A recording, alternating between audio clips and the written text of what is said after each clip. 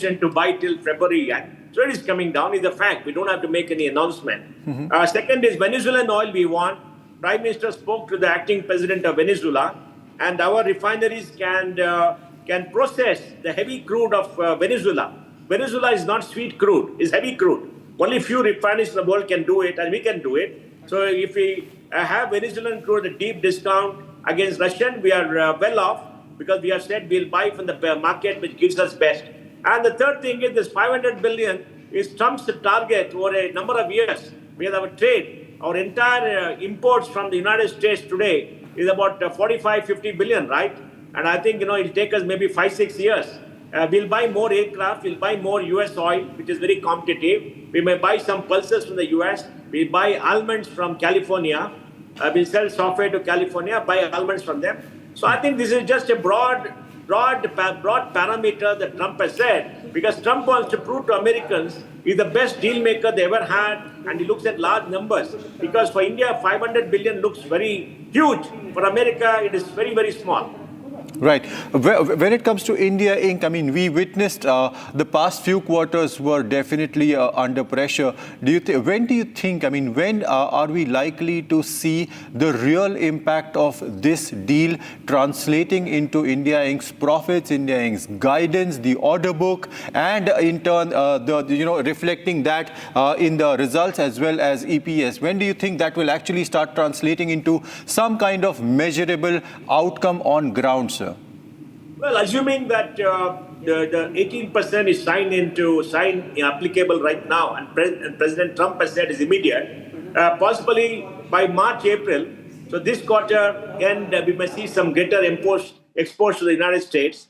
And I think definitely the first quarter of the next year, financial year, we'll see the full impact, because it takes time to produce, time to export. And even now when people are exporting, because they've not seen a big decline in export to America, we can possibly increase export by 10-15% from what we're doing right now, because there will be something in the pipeline. So I think March will see some impact, and we'll see the impact next quarter. And I think that's what Baba Kalyani has said too, right? Baba Kalyani came on TV today and said that, yes, it's very positive. We'll increase it by March, and the next quarter we'll see a bigger increase, and next year is going to be a very good year. Mr. Pai, for joining us. We're getting some visuals from the Parliament. JP Nadda is speaking. Can we just cut across to that? ये एक तरीके से गैर राष्ट्रवादी व्यवहार है, इसको भी हमको ध्यान में रखना चाहिए. It is anti-national. इनको नेशन से कोई लेना देना नहीं है. ये आज ऐसे मुकाम पर आकर के पहुंचे हैं जहां इनका फ्रस्ट्रेशन हर मोड़ पर दिख रहा है.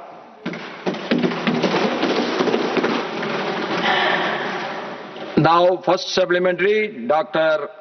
Mehta Vishram Kulkarni ji.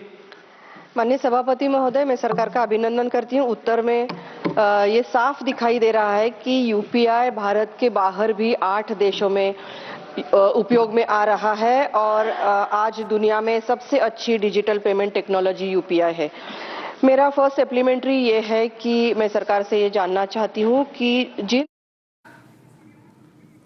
Earlier, so we saw JP Nadda making a statement from the Parliament on the much anticipated and long pending India-US trade deal, and Republic's coverage, rolling coverage on the deal continues here as well. I have my colleague Pranav also with me on this. Viewers, we're covering the much anticipated deal between the India and US, which was announced last night by President Trump. We also had a statement coming from the Prime Minister, and the mood of the country here today, very positive is what our Prime Minister says. He was earlier facilitated by the NDA leaders as well. And we're looking at this confidence and now brimming up, in fact, in the NDA leadership. Prime Minister himself, as this much anticipated deal between the India and the US has now been announced. Tariffs have been cut down to 18%. Remember, this comes after months of stalled negotiations. Tariff tensions are building up between the two economies, and now the deal has finally been announced. Let's also listen in as to what JP Nadda said earlier in the Parliament. कल देर रात America के राष्ट्रपति जी ने एक tweet किया है जिसमें उन्होंने टैरिफ्स के बारे में प्रधानमंत्री जी को अवगत कराया और उन्होंने प्रधानमंत्री जी के बारे में, एक सच्चे दोस्त के बारे में भी चर्चा की है उस ट्वीट में। उसके बाद आदरणीय प्रधानमंत्री जी ने It is not carried on your part. You want the government to शुक्रिया अदा किया। answer. और The government is इस सारी answering बात your के बारे something. में नहीं, this is not good. उन्होंने विस्तृत रूप से धन्यवाद देते हुए ट्रेड के बारे में जो भारत और अमेरिका के संबंध है उसकी चर्चा की है इस ट्वीट में। मैं यहां ये बताना चाहता हूं कि मैं विपक्ष की हताशा, विपक्ष का फ्रस्ट्रेशन, ये स्पष्ट मुझे दिखता है, जिन्हें अच्छाई में भी बुराई दिखने का एक तरीका बन गया है। मैं सरकार की तरफ से आपको ये आश्वस्त करना चाहता हूं कि सरकार पूरी ट्रेड के बारे में, ऑल मौजूद डिटेल्स के बारे में सरकार आएगी और आपको बताएगी और कंसर्न मंत्री उसके बारे में चर्चा करेंगे। बहुत जल्द सरकार सो मोटो स्टेटमेंट देने वाली है और इस ट्रेड डील के बारे में भी विस्तृत रूप से चर्चा करने के लिए सरकार तैयार है। लेकिन ये जो तरीका है, दिस मेथोडोलॉजी, ये तरीका प्रजातंत्र के लिए बहुत बड़ा घातक है और इंडियन नेशनल कांग्रेस और इंडी अलायंस का इररिस्पॉन्सिबल बिहेवियर है। It is an irresponsible behaviour when the government is ready to answer each and every question. All right, viewers, that was a big statement made by JP Nadda on the India-US trade deal. Pranav, it seems a lot of confidence in the NDA leadership as well we are witnessing right after the announcement. Well, absolutely. Prime Minister today morning just said thank you. These two words are very, very important given the silence that we've seen over the past 6 months. If you remember, there were a lot of statements that were made by US decision makers, some sort of incitements, but India remained silent. India did not react. So these words that are coming are probably much weighted response post a measured response that in fact India put out yesterday. Right, of course, very timely as well. India Absolutely. played the strategic silence really well. We saw a lot of statements coming in from Scott Bessent. We had Howard Lutnick and Absolutely. a lot of Peter Navarro making very targeted statements Absolutely. against India. Absolutely.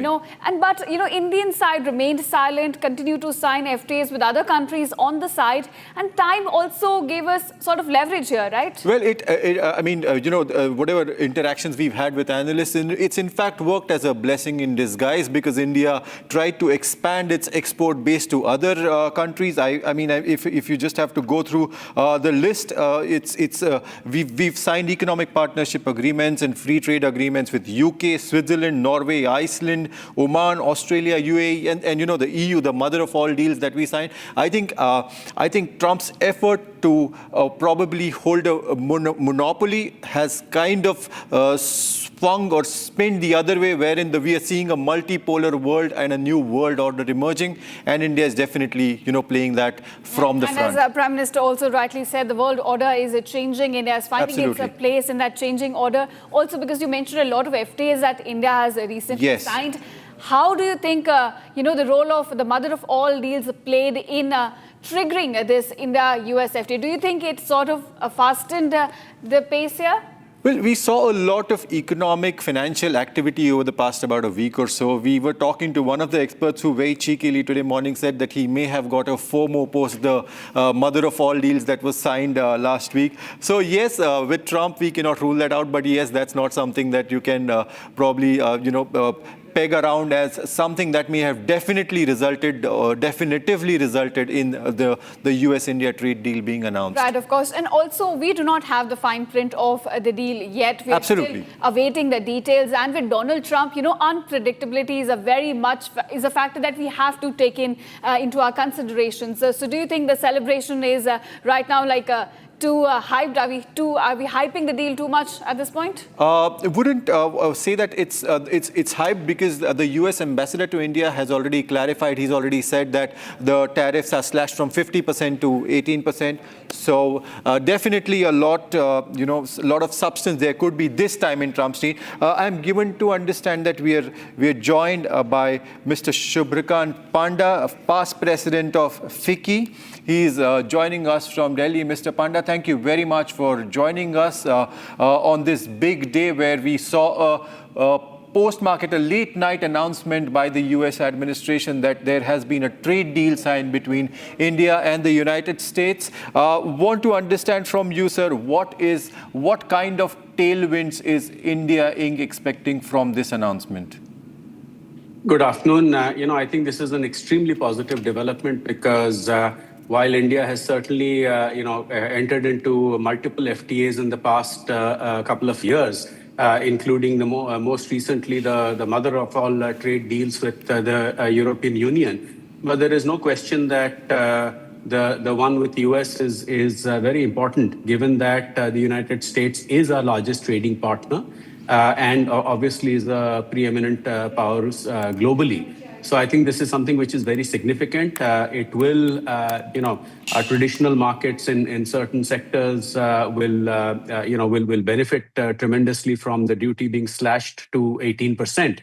While we are still awaiting the details, and I understand that this is broadly speaking an agreement on reciprocal tariffs, and a broader FTA covering multiple other issues will still be discussed and taken forward. But no question that this is an important development, one which has been brought about by Honorable Prime Minister Narendra Modi ji's sagacity, the personal rapport that he shares with the US President, Mr. Trump. You're seeing that reflected in the stock markets because there is certainly an element of positivity coming out as a result of this yesterday's late night announcement.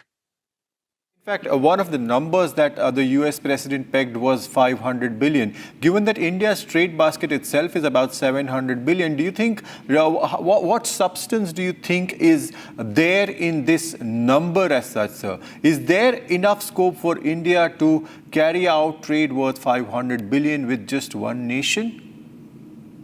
Look, I don't think there are enough details available for me to comment on specifics and how feasible it is, because we don't know if it is 500 billion over a 5-year period or what that number signifies. I think it is important to wait for the details to come out before we sort of start on it.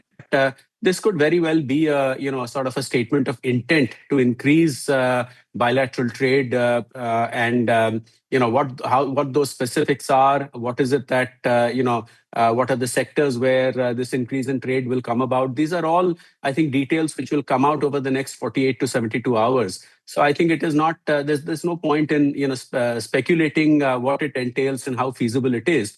But suffice it to say that when two world leaders of the stature of Prime Minister Modi and Mr. Trump, talk about something. I mean, obviously there is some, more than just some substance to it. There is, I would presume there is a grand plan of action.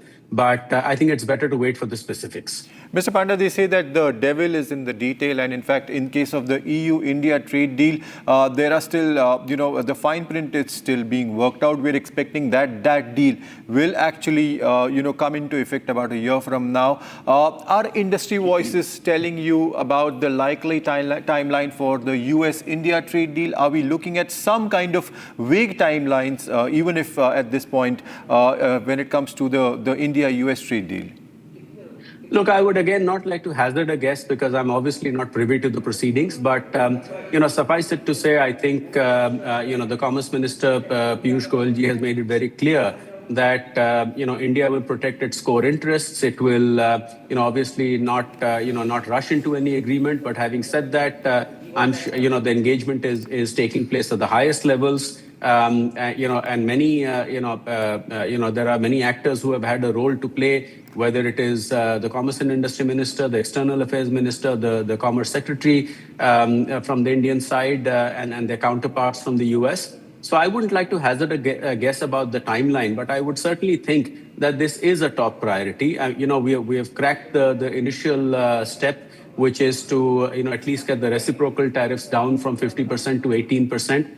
That is a huge development with a lot of positivity for Indian industry, especially for sectors, labor-intensive sectors like gems, jewelry, textiles, apparel, etc. So they all stand to benefit. But I'm sure that this will be operationalized at the earliest, I think, in interactions. Yesterday, the U.S. ambassador to India has indicated that something will be signed in the next 3 to 4 days. I mean, as you obviously know, the External Affairs Minister is already in the U.S. With regard to discussions on critical minerals. So there are multiple aspects. I think what's important to keep in mind that the Indo-US relationship is one of the most significant, not just from a bilateral viewpoint, but also from a global perspective. So this will certainly get priority in terms of being operationalized at the earliest, so that people and businesses on both sides benefit sooner rather than later. All right, Mr. Panda, thank you very much, and thank you for giving us a clarity on the likely tentative timeline that we could look at probably as the deal actually fructifies. We're given to understand JP Nadda has just made a statement. He has elaborated upon some kind of details that's expected to be shared. A state government is supposed to make a statement on the India-US trade deal. Let's have a look at that. कल देर रात America के राष्ट्रपति जी ने एक tweet किया है जिसमें उन्होंने टैरिफ्स के बारे में प्रधानमंत्री जी को अवगत कराया और उन्होंने प्रधानमंत्री जी के बारे में एक सच्चे दोस्त के बारे में भी चर्चा की है उस ट्वीट में। उसके बाद आदरणीय प्रधानमंत्री जी ने शुक्रिया अदा किया। नहीं, दिस इज नॉट गुड। उन्होंने विस्तृत रूप से धन्यवाद देते हुए ट्रेड के बारे में जो भारत और अमेरिका के संबंध है उसकी चर्चा की है उस ट्वीट में। मैं यहाँ ये बताना चाहता हूँ कि मैं विपक्ष की हताशा, विपक्ष का फ्रस्ट्रेशन ये स्पष्ट मुझे दिखता है, जिन्हें अच्छाई में भी बुराई दिखने का एक तरीका बन गया है। मैं सरकार की तरफ से आपको ये आश्वस्त करना चाहता हूं कि सरकार पूरी ट्रेड के बारे में, ऑल माइन्यूट डिटेल्स के बारे में सरकार आएगी और आपको बताएगी और कंसर्न मंत्री उसके बारे में चर्चा करेंगे। बहुत जल्द सरकार सो मोटो स्टेटमेंट देने वाली है और इस ट्रेड डील के बारे में भी विस्तृत रूप से चर्चा करने के लिए सरकार तैयार है। लेकिन ये जो तरीका है, दिस मेथोडोलॉजी, ये तरीका प्रजातंत्र के लिए बहुत बड़ा घातक है और इंडियन नेशनल कांग्रेस और इंडियन अलायंस का इररिस्पॉन्सिबल बिहेवियर है। It is an irresponsible behaviour when the government is ready to answer each and every question. All right, viewers, as we continue to track the biggest story of the day, India-US trade deal, we are given to understand the government is now likely to make a statement on the trade deal in Parliament. Positive environment across the country after India-US trade deal. Earlier, we saw Prime Minister Modi getting felicitated by the leaders in the NDA party meet, and now we expect that the government will be making a big statement on the trade deal in the Parliament. A short while from now, we're expecting the government to make an official statement on the floor of the Parliament regarding the India-US trade deal that was announced yesterday by President Trump and Prime Minister Modi as well. And today we have seen celebrations and positive environment all across the country. Prime Minister Modi, in fact, there we are getting you visuals, getting a warm welcome and then getting felicitated by NDA leaders as well. And now, viewers, we're expecting the government to make a statement in the Parliament regarding the India-US trade deal. Remember, as part of this deal, tariffs have been cut to 18%, a sharp cut from the earlier 50%. All right, let's also listen to the message of the Prime Minister on this trade deal.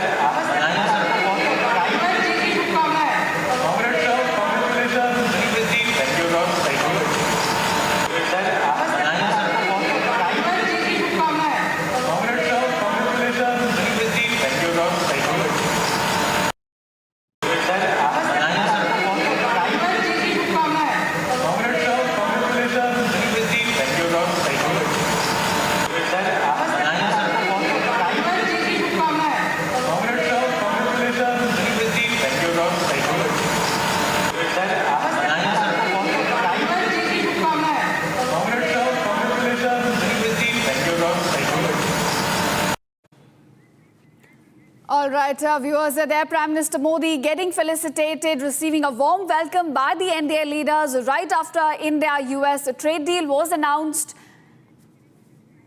Now, let's also listen into what Parliamentary Affairs Minister Kiren Rijiju has said on the trade deal between India and US.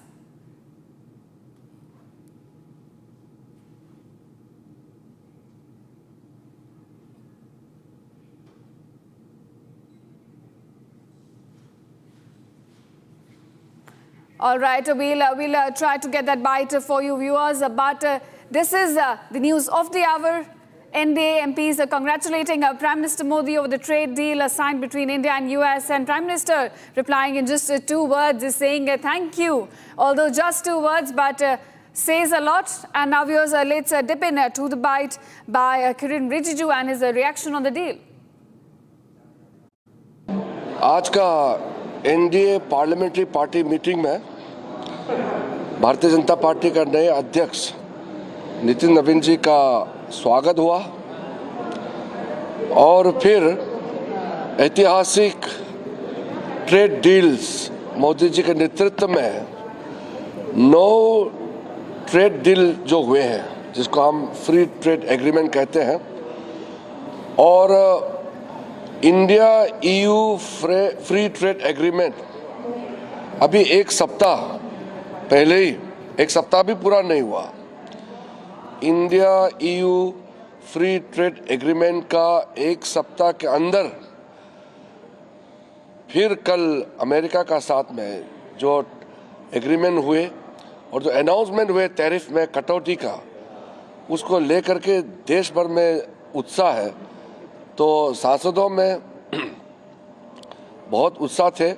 आज NDA parliamentary party में आदरणीय प्रधानमंत्री नरेंद्र मोदी जी को अभिनंदन किया और उनका मार्गदर्शन में जो ऐतिहासिक ट्रेड डील्स हासिल किए हैं उसके लिए बधाई भी दी है। टोटल 39 देश, 39 देशों के साथ फ्री ट्रेड एग्रीमेंट हो गई है। ये ऐतिहासिक है और ये 39 कंट्रीज जो है पूरा डेवलप्ड कंट्रीज है, जैसे यूरोपियन यूनियन के जितने कंट्रीज हो या ऑस्ट्रेलिया हो, न्यूजीलैंड हो, यूके हो, तो ये ऐतिहासिक है। पूरा माहौल अच्छा बना है देश में। एक शुभ खबर रात को आधी रात में मिडनाइट में आए, तो आज देशवासियों को भी हमने बधाई दिया है और प्रधानमंत्री जी को अच्छा नेतृत्व के लिए अभिनंदन किया है। All right, viewers, on the other side, coming up, markets soar high after India-US pact. Sensex Nifty jumped 5% post the deal announcement. Rupee jumps to 90.4, up 1.2% versus dollar in early trade right after India-US trade deal announced.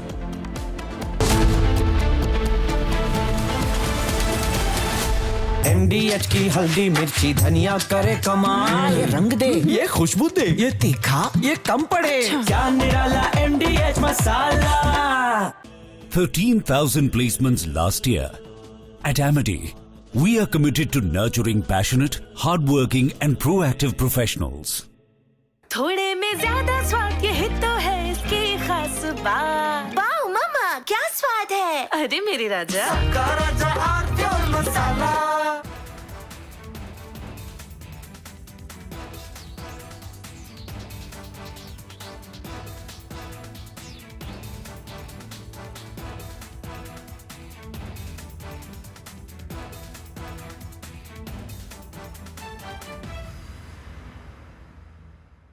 Secret recipe MDH का जीरा SIP जल जीरा मसाला। SIP SIP जीरा SIP MDH का जल जीरा SIP MDH का जल जीरा SIP. Hi, good morning Hi, to how are you. you? Good evening from India. We have announcement of a trade deal, and Yes. you've seen both sides. Trump says that India has promised not to buy Russian oil, but Indian Prime Minister's response makes no such commitment. But Trump says, I've reduced the tariffs to 18%.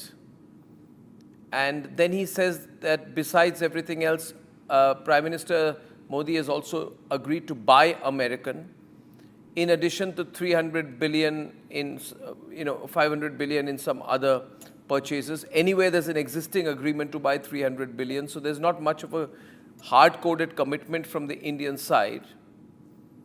So Trump is obviously using a lot of hyperbole, making some claims, but the good thing is there's an announcement of a deal. But there's more statements coming from Trump than from India, especially to Trump's statement that India has agreed to stop buying Russian oil. There's nothing official from the Indian side to that. How do you view these developments, Professor Sachs? Well, basically, the United States is unstable and irresponsible, but backing down from.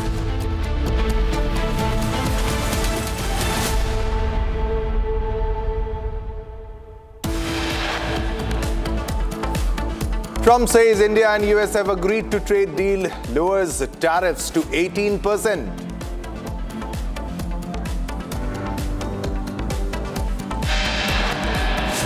And D Street cheers India-US deal. Market soar 5% on India-US pact.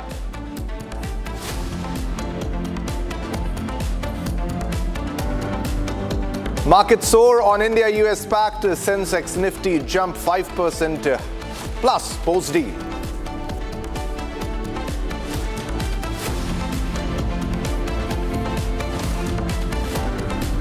Rupee jumps to 90.4, up 1.2% versus dollar in an early trade after India-US trade deal.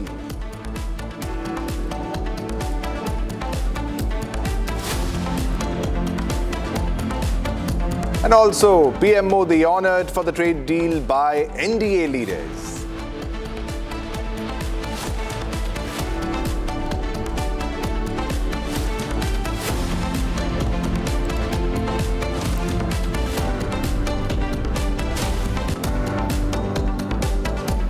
PM Modi's message on trade deal to NDA MPs says world order is changing.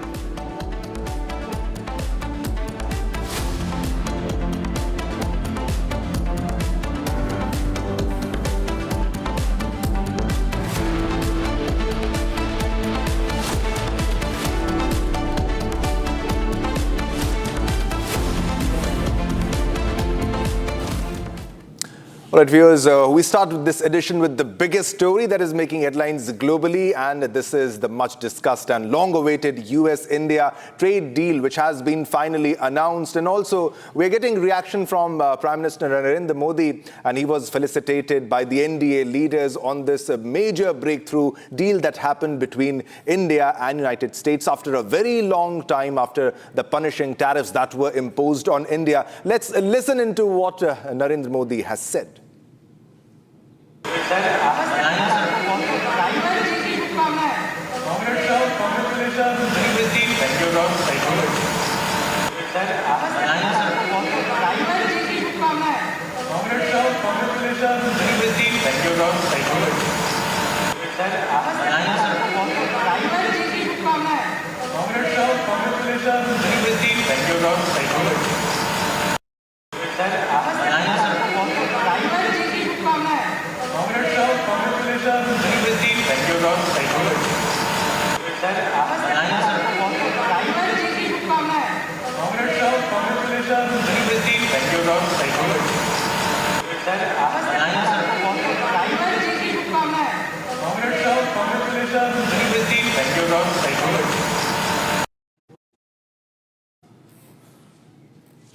All right, viewers, after months of uncertainty and rising trade pressure, the long-pending US-India trade deal was finally sealed with a direct announcement by US President Donald Trump following a call with Prime Minister Narendra Modi. Now, the announcement also comes less than a week after India and the European Union announced a landmark trade deal that capped nearly 2 decades of on-off talks. Here's a report on that. India has clinched a landmark trade deal with the United States yesterday. US President Donald Trump announced an immediate reduction in reciprocal tariffs on Indian exports. 3 minutes. The breakthrough was confirmed following a phone call between US President Donald Trump and Prime Minister Narendra Modi.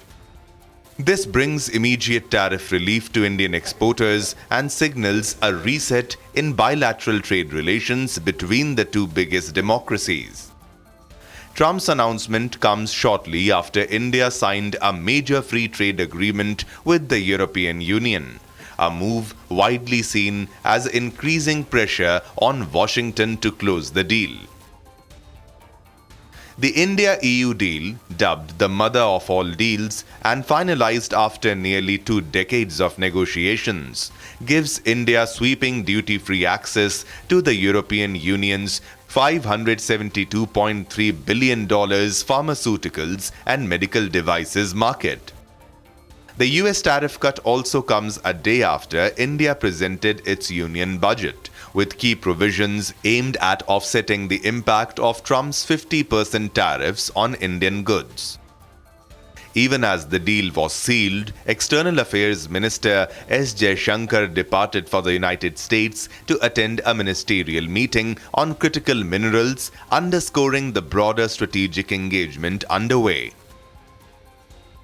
The India-US trade talks had slowed significantly since August, when ties took a sharp downturn after Washington imposed a 50% tariff on Indian goods, citing New Delhi's continued purchase of Russian oil.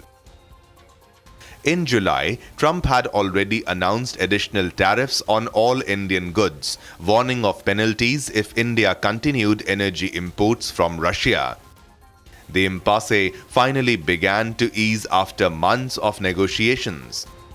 In September, President Trump publicly expressed hope that the dispute would be resolved soon. And in December, Trump and Prime Minister Narendra Modi spoke over the telephone, reviewing progress in the India-US partnership. While there was no immediate announcement on trade, both leaders acknowledged discussions on expanding cooperation in critical technologies, energy, defense, security, and trade. In January, US Ambassador Sergio Gore confirmed that the two countries were inching closer to a trade agreement. And yesterday, it was finally announced. The deal not only delivers relief to Indian exporters, but also reinforces India's growing leverage in global trade negotiations.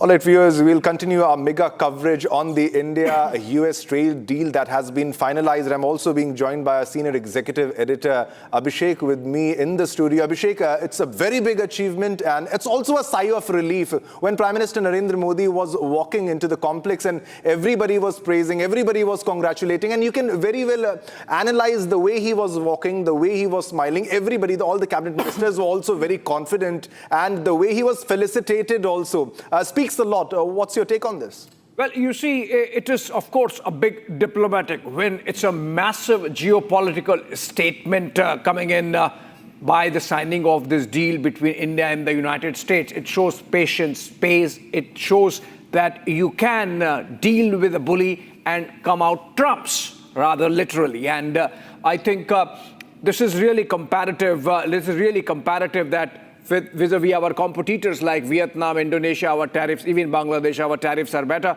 Let's look at how it's panning out in Parliament. I believe J.P. Nadda spoke in the Rajya Sabha just a while back.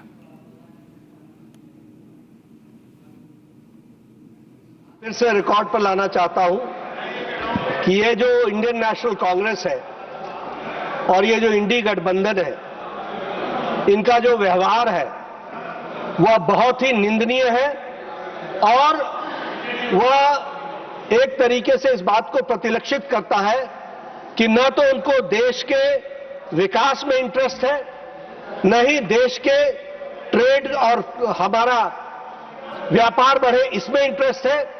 उनका interest सिर्फ हर चीज में राजनीति करने का है, जो अभी हमको प्रत्यक्ष प्रमाण मिला है। पहले ये कहते रहे कि ट्रंप का जवाब दीजिए, ट्रंप का जवाब दीजिए। 50% टैरिफ लग गया। भारत क्या कर रहा है? आज जब सो मोटो स्टेटमेंट अमेरिका के राष्ट्रपति ने देर रात कल ट्वीट किया और उसमें कहा, प्रधानमंत्री जी की तारीफ करते हुए उसने कहा कि मैं उनका सच्चा दोस्त हूं and he is the only strong leader like me, इस तरीके के शब्दों का उपयोग करते हुए उन्होंने यह कहा कि मैं टैरिफ को 25% से रिड्यूस करके 18% करता हूं। प्रधानमंत्री जी ने उसका जवाब दिया और उसमें धन्यवाद दिया है। सरकार किसी बात से भी, कोई भी बात से चर्चा करने से पीछे नहीं रहती है, हमेशा आगे रहती है। मैंने आज भी इनको आश्वस्त किया कि government will come out on a suo motu statement today itself. We are ready for it और हम चर्चा करने के लिए भी तैयार है। कौन सी बात का चर्चा आपने नहीं की? आपने जी राम जी कहा, उस पर हमने चर्चा की। आपने SIR कहा, हमने उस पर चर्चा की। आप देश में एक वातावरण बनाने का प्रयास कर रहे हैं कि सरकार कुछ छुपा रही है, सरकार चर्चा नहीं करना चाहती। अरे आपके पास मुद्दे नहीं रह गए। You are issueless party now, you have got no issue. और मैं ये कहना चाहता हूं कि आपका बड़ा गैर जिम्मेदाराना व्यवहार है, इररिस्पॉन्सिबल बिहेवियर है और ये एक तरीके से गैर राष्ट्रवादी व्यवहार है। इसको भी हमको ध्यान में रखना चाहिए। It is anti national. इनको नेशन से कोई लेना देना नहीं है। ये आज ऐसे मुकाम पर आकर के पहुंचे हैं जहां इनका फ्रस्ट्रेशन हर मोड़ पर दिख रहा है। All right, so this was JP Nadda reacting to the reactions of the Congress party and the opposition as a whole. Harsha is joining live. She's live with me from the Parliament complex. Harsha, the reactions that you're getting from the Congress party still seems to be very upset. They are not happy with the trade deal being finalized and the tariffs being slashed. Earlier, they were unhappy because of the tariffs being raised and what the Modi government is doing. When Modi government has achieved something, they are still unhappy. What are the reactions you're getting, Harsha? See, it's not very surprising now for us because whenever something good is cracked for the country, they are never happy. Sometimes they criticize the government for not doing something, and if something beneficial is being done for the country, they always criticize. They have something or the other to come out with. And it's not only Congress. There's most of the opposition party. Like when we spoke to Arvind Sawant from the UBT, he also stated it's nothing much to be happy about. 2 days back, the Nifty crashed. Today, the rupee is not that much stronger. It has gone just 90 point some percent high, and it doesn't make a lot of difference. It is just near to the one rupee more stronger. And you know, any point of time it could again crash. So they are never happy. They keep on criticizing. But as far as the traders are concerned, as far as the stock market people are concerned, they're extremely happy. They feel that now the volatility which was in the market, how the market was up and down, there were so many headwinds in the market. At least now the stability could be seen. The tariff has been cut off from 25% to 18%. It is immensely, you know, the happiness which could be seen in the traders, in the MSME sector, amongst the manufacturers as well. And there are several sectors which are already applauding because it's not about just one thing. It's not about just a trade deal on one thing. We will be getting apples from Washington. There will be the soya bean. The farmers will be boosted. The farmers will be strengthening. And this is all completely how the Modi government is looking at the development of the country. And this trade deal, what BJP is stating, is something which the Trump has quoted in the night. And after that, since morning, the response have been very applauding from the across these sectors, be it MSME, be it manufacturers, be it the industrialists. Everyone has been congratulating the BJP leaders, the central government for cracking this US trade deal. And what in Parliament we see that be it TMC, be it Congress party, be it the UPT, no one has applauded the government till now. Most of the political parties like TMC has also stated that we want the detailing.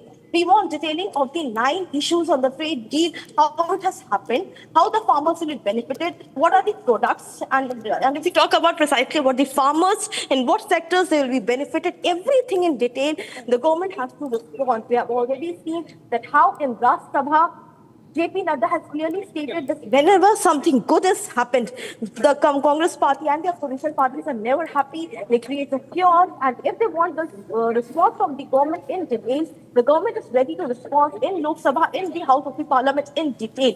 And today we are expecting the response could be from the BJP party in the Lok Sabha. But right till now, we are not clear whether it will be the Commerce Minister who will be making a statement in the Lok Sabha or whether it will be the MOS Commerce, the Commerce Minister who will be making a statement in Lok Sabha, because till now Piyush Goyal is not in the Parliament. We're expecting that, yes, a statement will be made in Lok Sabha. Back to you. I'm fine. I got it.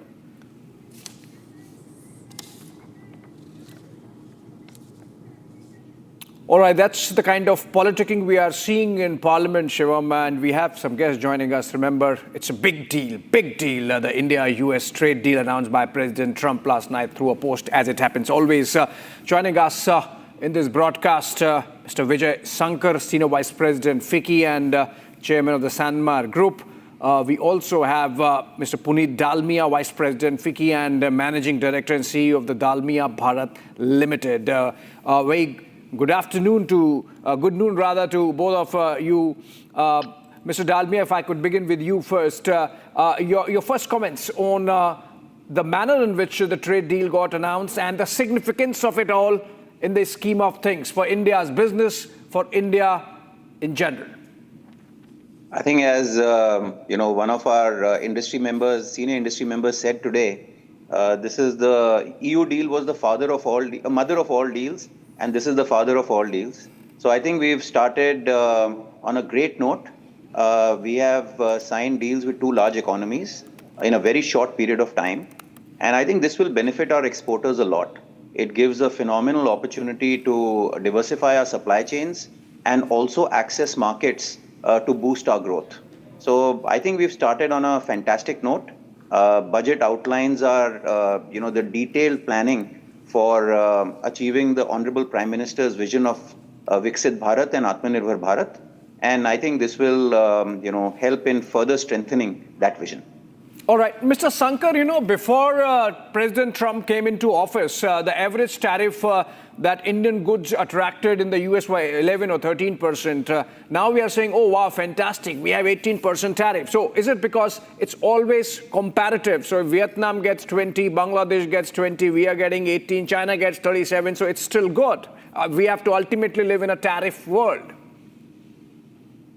Abhishek, I sort of tend to agree with your position. I think, we have to look at it relative to our other major competing supply economies, which is Vietnam, China, Thailand, Philippines, all of them. And I think we're on a good footing compared to most of these large economies, which also service the US market. So I would think this is a fantastic achievement by the Indian government, getting to 18%. And I think it's really going to, as Puneet explained, benefit a lot of employment-intensive sectors, the marine sector, shrimps, gems and jewelry, the engineering sector, the auto component sector, and the very important, crucial textile sector. I think all of them stand to gain immensely from this deal. I think there's just no other way other than to say it's been an extremely positive announcement. All right. Mr. Dalmia, when this were happening, the kind of turbulence that went into this, or we went through actually, with the posts changing and the attacks changing, the echo chamber that got created around the Lutniks and the Besants, the way India was targeted. Did the industry think that maybe for the time being the India-US relationship and hence the India-US trade is sort of lost for a while, and there was an element of desperation that, or maybe confusion, what's happening, how it will come out of it. Now, how do you look back at those times, Mr. Dalmia? Look, we live in an uncertain and turbulent world. I also think that as investors and as people from the industry, we like regulatory certainty. And whenever there is regulatory uncertainty, there is some turbulence. But that's a fact of life. And I think, we have to always, as entrepreneurs, look at the positive aspects of it. I think what the industry has done phenomenally well is that they have diversified their supply chains. I know a lot of my friends, who looked at other markets, during this period of uncertainty. And, water finds its own level. And I'm really amazed that, how quickly some people have diversified their supply chains. I believe that, the just leather exports textiles and marine was the largest hit, but people have looked at Australia, New Zealand, people have looked at Europe, people have looked at Vietnam also. And even though the base was small, even within the last few months, the growth in some of these markets has been pretty phenomenal. So I think, yes, there was uncertainty, but uncertainty also presents opportunity. And I think it's, really commendable how quickly Indian entrepreneurs have responded. There is no doubt that there has been some difficulty because, you have to face and adjust in a short period of time. But that's a part of doing business. And it further builds muscle and strength in companies to handle, such shocks. So, but overall, I think all of that is behind us now, and we have to look forward. Looking forward to large trade deals, big opportunity. And I think both from a domestic standpoint and a global standpoint, India is very well positioned to harness growth. Mr. Sankar, the fact of the matter is that if the corporate sector gets the heebie-jeebies, it can actually be monitored literally like with the Sensex and the Nifty. So if you look at the markets, the way they have reacted, the way they were going down and down and down, and now almost 4,000 points plus up, I think the reaction of the industry is right there to be read. Absolutely, and I think I would add that it's not just the comfort in the stock market. I think it's also the forex markets, the interest rate markets. I think all of them were seeing this as a big positive. I think for the exchange rate as well, it's a big, it's a big supportive deal. I think, as I said, there are very few negatives on this. In my view, one should look, as Puneet said, the deal is done. We should look beyond, and I think we have to harness the positives that are going to arise, which are going to be immense, both ways. I think both for the India and the US. I think the markets are just reflective of that sentiment. It's hugely positive. I think there's no two ways about it. Right, and Mr. Dalmia, the fact of the matter is that if you look at the US corporate sector, the top 10, top 20, top 50, top 100, the Fortune 500, the kind of Indian talent that really runs the American corporate sector, it should have acted as a soft power. Maybe behind the scenes, it did act as India's soft power, ultimately prevailing over the Trump administration. How do you see things going on from here? Is it going to be all good? Because remember, with President Trump, you never know.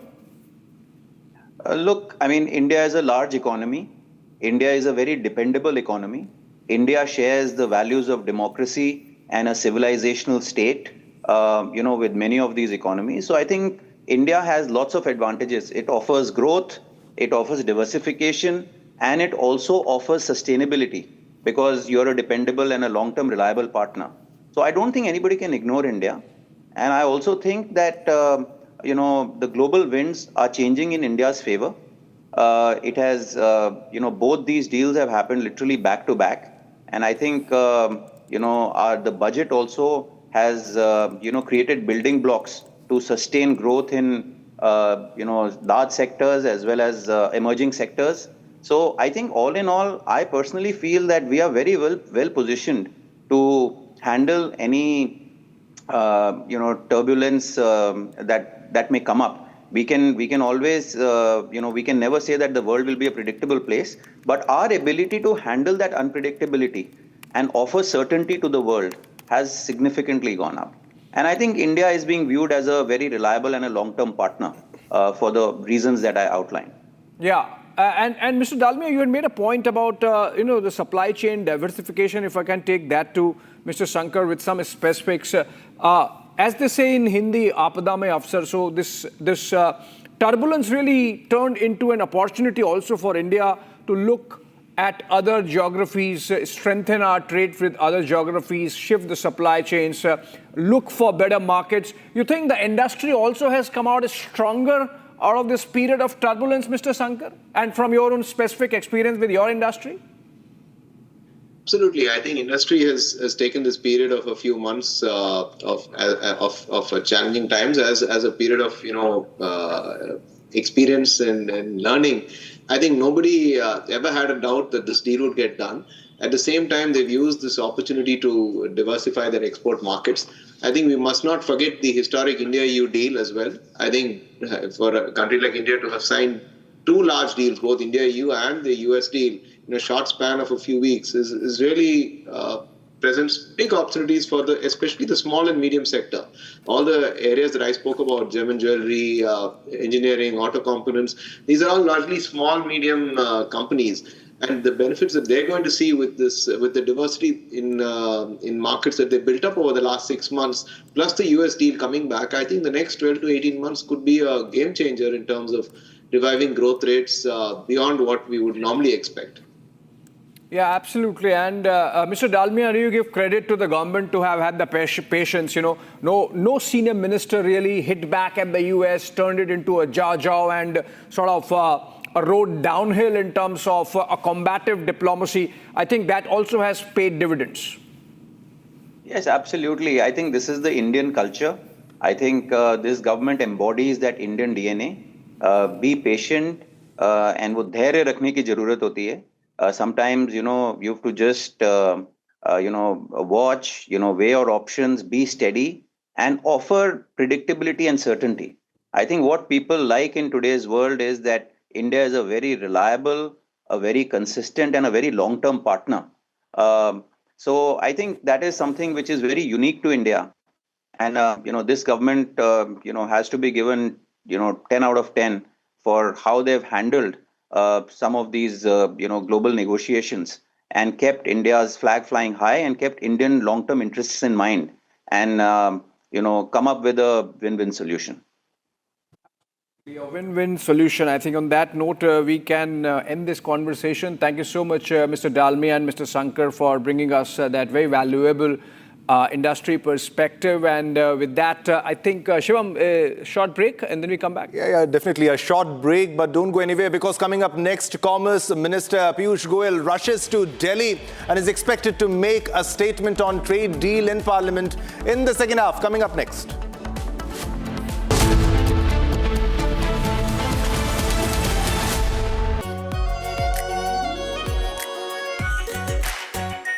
Our pure Shahi Paneer Masala.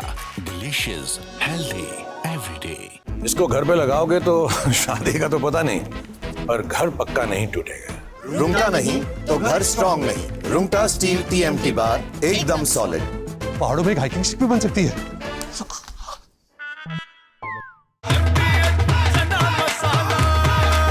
अब छोलिया हो या लोबिया, सफेद चने या काले चने, सब कुछ मजेदार बने। This morning, Rahul Gandhi, leader of the opposition, created a ruckus and furor in the parliament. In response to the president's address, he insisted upon raising what he said were some issues of vital import to our national security. So what was he saying? He was trying to cite an article from the Caravan magazine, which in turn was quoting excerpts from General Narwane, the former army chief's unpublished memoirs. It may be recalled that the government had stopped General Narwane from publishing the book. As such, the authenticity of the excerpts cited in the Caravan magazine itself are open to question. But then let's try and take a deeper look at what is this bravura all about. So I have had a detailed look at the article in the Caravan magazine. I have no access to General Narwane's book or manuscript, but we had a look at the Caravan article in detail. So what does this article say? This article talks of the 2020 Chinese intrusions, which had culminated in the Galwan incident, in which 19 Indian soldiers had lost their lives. No weapons had been used, but the Chinese had laid an ambush with pointed stones, with baseball bats wrapped up with barbed wire and nails and studded with lethal handheld weapons. You see, 19 Indians had been killed, but in response, our soldiers had given an excellent account of themselves in hand-to-hand combat. And it is said that 45, some claim up to 100 Chinese soldiers were killed, which they tried to hide by saying they had lost just 5 soldiers. The simple fact is that after this violent incident leading to 19 fatalities on the Indian side, we should have thrown the knife. From Asia's largest news headquarters, setting the agenda for Bharat.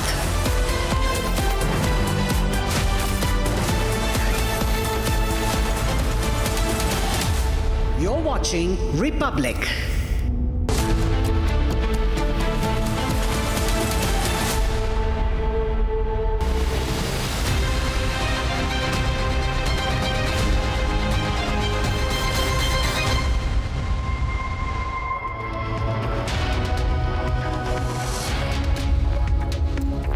Welcome back, friends. It's a big day after US President Donald Trump announced that he has finally made a deal with India on trade, and it's a big one, coming as it does on the back of mother of all deals between India and the European Union.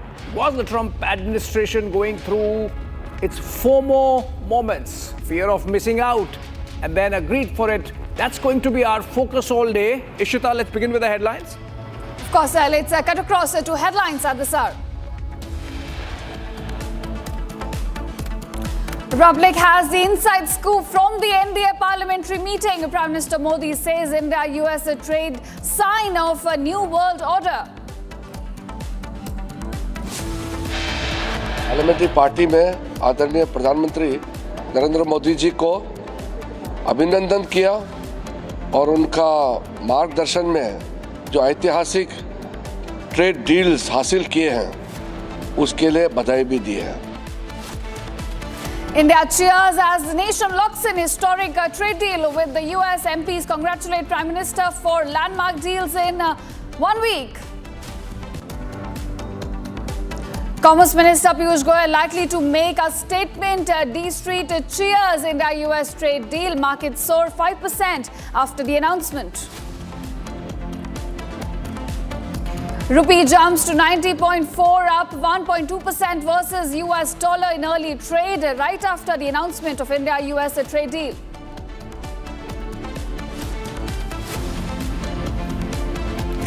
Now, viewers,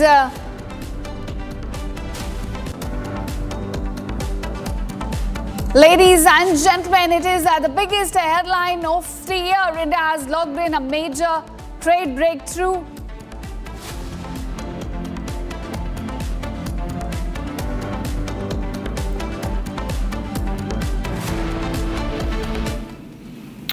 All right, ladies and gentlemen, it is the biggest headline of the year. In fact, India has locked in a major trade breakthrough with the United States, the announcement for which was made by US President Donald Trump, marking a decisive moment in New Delhi-Washington DC economic ties.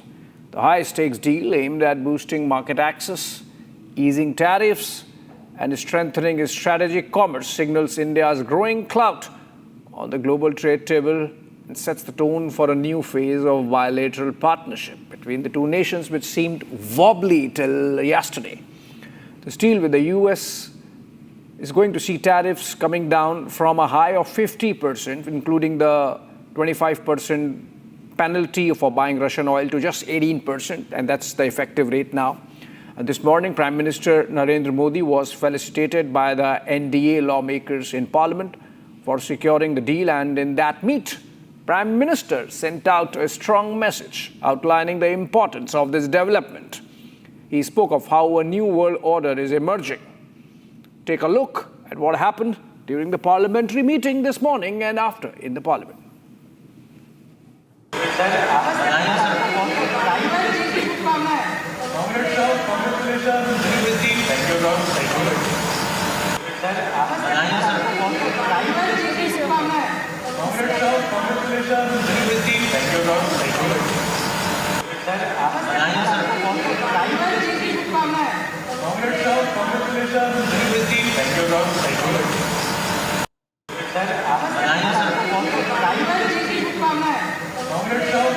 Congratulations.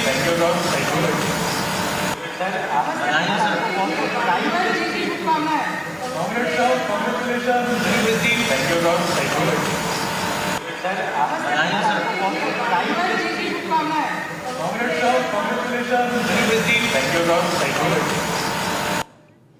now, viewers, we also have some political reactions coming in on this historic trade deal. Let's listen in. इससे पहले tariff क्या था जब 25% लगा दिया गया था, क्या 18% की था? इससे कई गुना कम था जो टैरिफ लगाया गया। अभी भी 18% जो टैरिफ लगाया गया है, ये अपने आप में प्रशंसनीय उठाता है, क्योंकि इसकी घोषणा भारत सरकार की तरफ से करी बात ये यूएस के प्रेसिडेंट ने करी है। और लगातार जिस तरह से यूएस का रवैया भारत की तरफ रहा है, वो दर्शाता है कि जो भारत सरकार है वो यूएस जिस तरह से डील करना चाहिए उस तरह से हमारा जो फॉरेन मिनिस्ट्री वो डील नहीं कर रहा है। ये समझौता हिंदुस्तान के करोड़ों किसानों के साथ विश्वासघात है। न सिर्फ करोड़ों किसानों के साथ, बल्कि अमेरिका का राष्ट्रपति कह रहा है कि अब हिंदुस्तान रूस से तेल नहीं खरीदेगा। यानी कि अमेरिका से अगर आप तेल खरीदेंगे तो महंगा तेल हिंदुस्तान के करोड़ों लोगों को खरीदना पड़ेगा। आपने दोहरी मार इस देश के लोगों को दी, विश्वासघात किया इस देश के लोगों के साथ। जिस कृषि क्षेत्र को हमेशा संरक्षित रखा गया कि भारत में बाहर का विदेशी सामान आकर कृषि क्षेत्र का उत्पाद आकर सस्ते दामों में बिकने लगेगा तो हिंदुस्तान के किसान बर्बाद हो जाएंगे। आज नरेंद्र मोदी जी की सरकार ने उन करोड़ों किसानों के साथ धोखा करने का काम किया है, खेत कल्याण के साथ धोखा करने का काम किया है, अन्नदाता के साथ धोखा करने का काम किया है, और इसका पुरजोर विरोध सड़क से लेकर सदन तक हम लोग करेंगे। 2047 तक भारत को विकसित होना है और उस क्षेत्र में ये उपलब्धि बहुत बड़ी है। देखिए, भारत आज अपनी शर्तों पे काम करता है।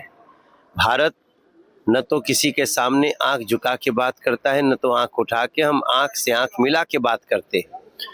और नरेंद्र मोदी जी के नीतियों की विजय हुई है। भारत की अपनी संप्रभुता की, हम अपने शर्तों पे काम करेंगे। और अमेरिका का ये 18% टैरिफ करना आपको ध्यान में रहे, सबको ध्यान में रहे कि बांग्लादेश और कंबोडिया का भी टैरिफ इससे बड़ा है। तो ये बहुत बड़ी उपलब्धि है और नरेंद्र मोदी जी के इसको हम लोग उनकी नीतियों का विजय मानते हैं। All right, and now to decode this further, we are being joined by Chandrama Chatterjee, General Secretary, Confederation of Indian Textile Industry. Thank you, Mr. Chatterjee, for joining us on Republic. I want to ask you, tariffs cut down from 50 to 18%, a big deal between India and US. What kind of impact are we looking at on the textile industry?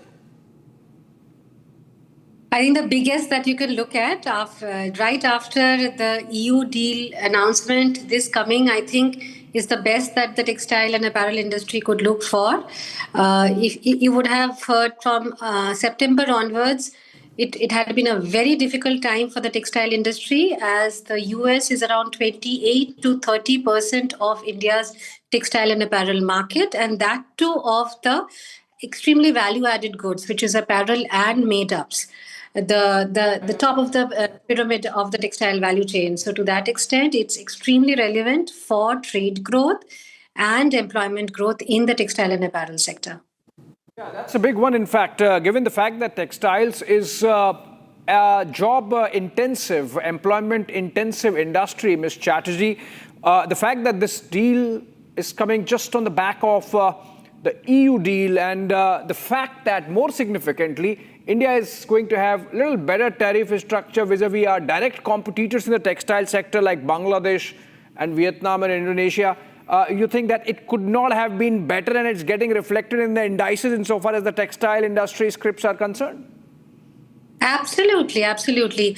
As you correctly pointed, it is relative cost advantage that matters most when you are having market access anywhere. And to that extent, today we are the best placed vis-a-vis Bangladesh, Vietnam, China, Indonesia, all the major suppliers to the US. And having had very strong established relationship over the years, it means an immediate jumpstart in the trade flows. So, yeah, we couldn't have asked for anything better. Absolutely. We couldn't have asked for anything better. A sigh of relief there that the period of uncertainty between India and the United States is over. Ms. Chatterjee, just stay with us. I'll come back to you with more questions. But before that, I think we have a breaking news development coming in from Parliament. We are hearing that the government is going to make a statement on the India-US trade deal on the floor of the House in the Lok Sabha, it seems first. And the breakthrough would be announced by Commerce Minister Piyush Goyal. Remember, he had to go to Mumbai day before yesterday. He is rushing back now and is likely to speak in the Parliament at 3 p.m. Lok Sabha first, Rajya Sabha next. But the government to make a statement. Remember, the Parliament is in session, and that's why I think that explains the reticence on the part of the government, even as Donald Trump took the lead and made the announcement on his social media handle, Truth Social. The American president can do that, but given the convention-driven and controlled systems in India, when the Parliament is in session, the government cannot but make a statement only on the floor of the House, and that's why Minister Piyush Goyal, who was in Mumbai for a medical procedure, is cutting short his visit to Mumbai and coming back. In the morning, we saw his pictures at Siddhi Vinayak, so I think he was paying his obeisances and respects for the fact that a very difficult period of turbulence between India and the United States is over. And Piyush Goyal is someone who has really shepherded all these trade agreements, including that of with the United States, which is now seeing fruition. But a final statement from the government of India to come at 3 p.m. with the Commerce Minister Piyush Goyal heading back from Mumbai to New Delhi and to be in the Parliament. And that's the important, significant development so far as the Parliament proceedings are concerned. Remember, in the morning, the pictures of which are on air, this is the NDA meeting where Prime Minister was felicitated for letting this period of turbulence be behind us and, in fact, to provide the broad guidance and leadership through those difficult times and come out trumps. Literally. Ms. Chatterjee, so in terms of employment and the jobs that the textile sector generates, and in terms of the tariff figures now, in the case of European Union, in fact, many of the tariff lines are going down to zero. In the case of United States, from earlier an average of 11 to 13% to now 18%, but with vis-a-vis competitors, it's still better. You think it could not have been better? Absolutely. US and Europe are top two destinations. So, of course, in Europe, we are looking at a certain timeline, maybe 6 months, I don't know. We are looking forward to the timeline for the implementation. But for US, what we understand, it's immediate. But of course, we are also looking forward to the official announcement as to what it means in terms of the implementation timeline. It couldn't have been better, mainly because the fashion industry builds on relationship. And that's what we were trying to work very hard towards maintaining. The business continuity with the US had been maintained. The exporters really worked hard since September to maintain the relationship and keep the continuity in the relationship through negotiated deals talk so far. So to that extent, I think it's great that now we can go back to business as usual and more. And with the EU, it is more of a sentiment. We all are now preparing, doing our homework for leveraging the FTA that is to come. But in both of this, the best part is not just that they are the biggest market, but there is a very good complementarity in the two countries. While both these countries are good sources of good and strategic raw materials, they are the best markets for our top value products, that is the made-ups and the apparel. In fact, the US is the biggest market, and India is the second largest supplier of a lot of made-up products to the US. So it's a big thing for both sides, I hope. All right, Ms. Chatterjee, you say it's a big boost in terms of export competitiveness when it comes to textile sector, a sector that is a very labor-intensive sector for India. Thank you, Mr. Chatterjee, for joining us and sharing your inputs. And now, viewers, the much discussed and long-awaited US-India trade deal has finally been announced in a major breakthrough. New Delhi and Washington have announced this historic agreement, which is aimed at ending months of tariff tensions building up between the two economies.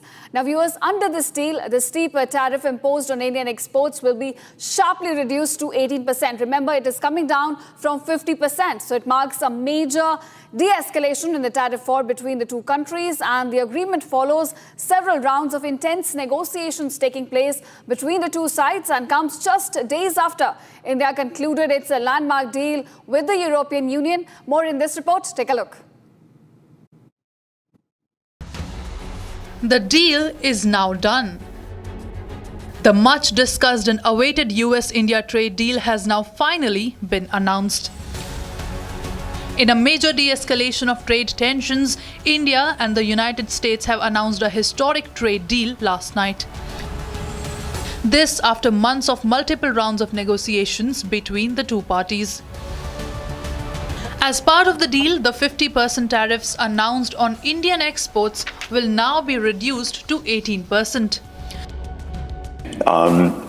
Everything about Trump and trade is erratic, not sensible, not accomplishing any U.S. goals, but better 18% tariffs than 50% tariffs or 500% tariffs.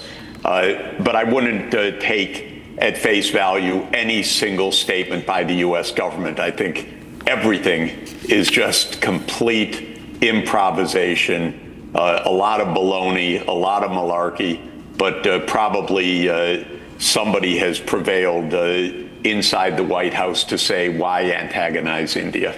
India has U.S. has no leverage on India.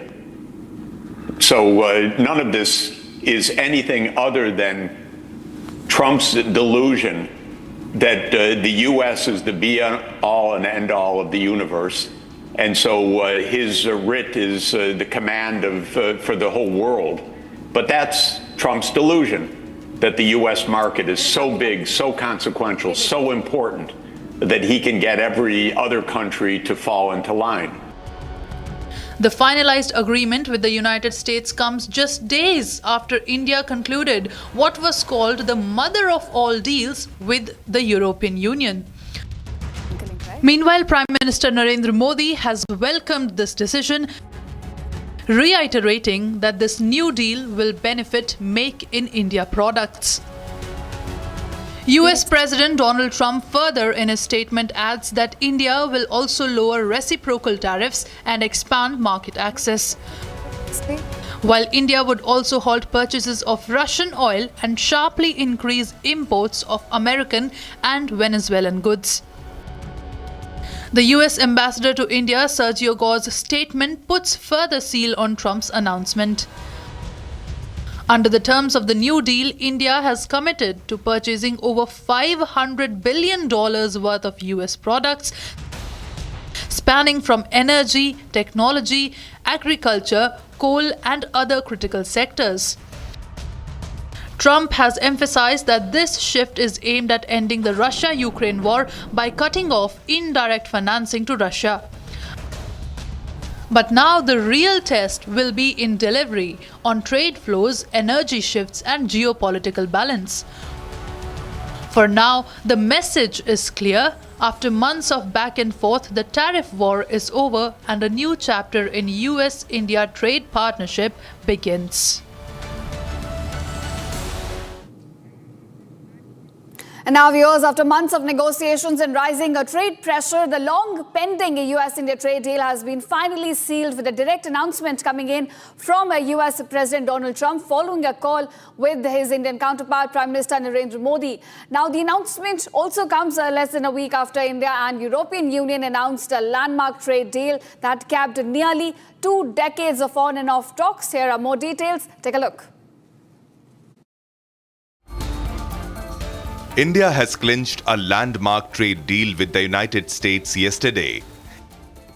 US President Donald Trump announced an immediate reduction in reciprocal tariffs on Indian exports. The breakthrough was confirmed following a phone call between US President Donald Trump and Prime Minister Narendra Modi. This brings immediate tariff relief to Indian exporters and signals a reset in bilateral trade relations between the two biggest democracies.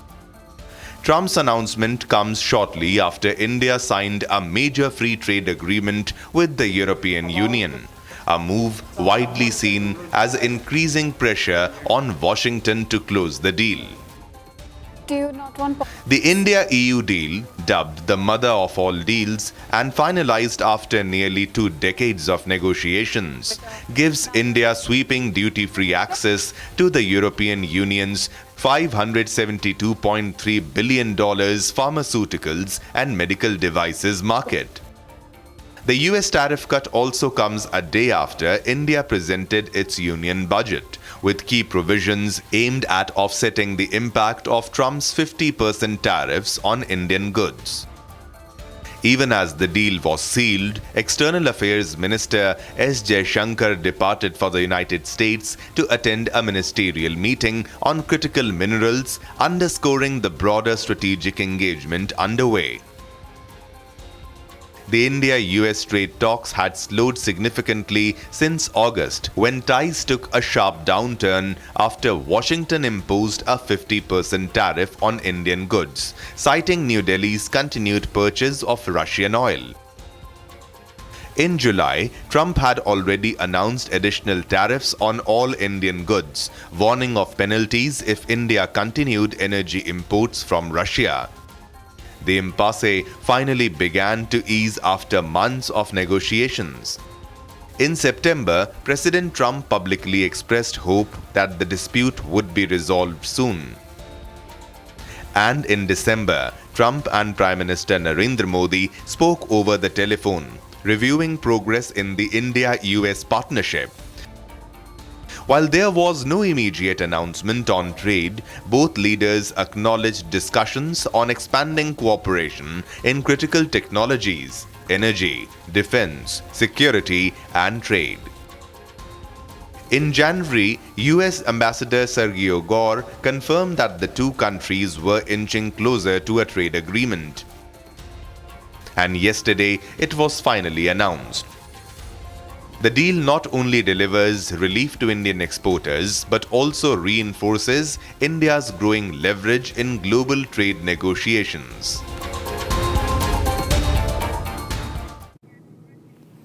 Now, viewers, Republic's rolling coverage on the big India-US deal continues. Abhishek, we're expecting a statement from the government. Piyush Goyal is going to make this statement in the Parliament at about 3 p.m. Now, that statement is likely to put to rest the criticism coming from the opposition, saying that the deal was announced in a similar manner as the ceasefire was announced, as a part of Trump's Twitter diplomacy, what we call it. Well, you see, for one, the President Trump statement is silent on the ceasefire. So perhaps the first time that he has spoken about India and the United States without mentioning the ceasefire in the last couple of months. So that should be one important takeaway. Having said that, of course, there are questions. So, for example, President Trump's post mentions about $500 billion worth of Indian purchases.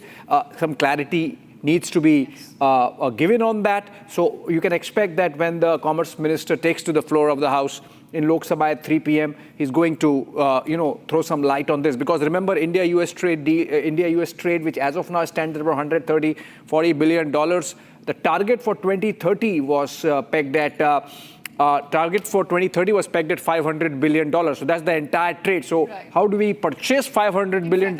Maybe Trump missed the number somewhere here and there, maybe 1-0. But that's about it. I think a lot of clarity would emerge when the Commerce Minister takes to the floor of the House. Right, of course, Abhishek, we'll have to see when that statement is made by Commerce Minister Piyush Goyal at exactly at 3 p.m. We'll be covering that statement at Republic. And now, viewers, from the phrase of Modi did not call to a deal sealed at a rate lower than most nations, what changed and what flipped and what the world just witnessed in US-India trade diplomacy? Let's have a detailed look at this report about India-US trade deal.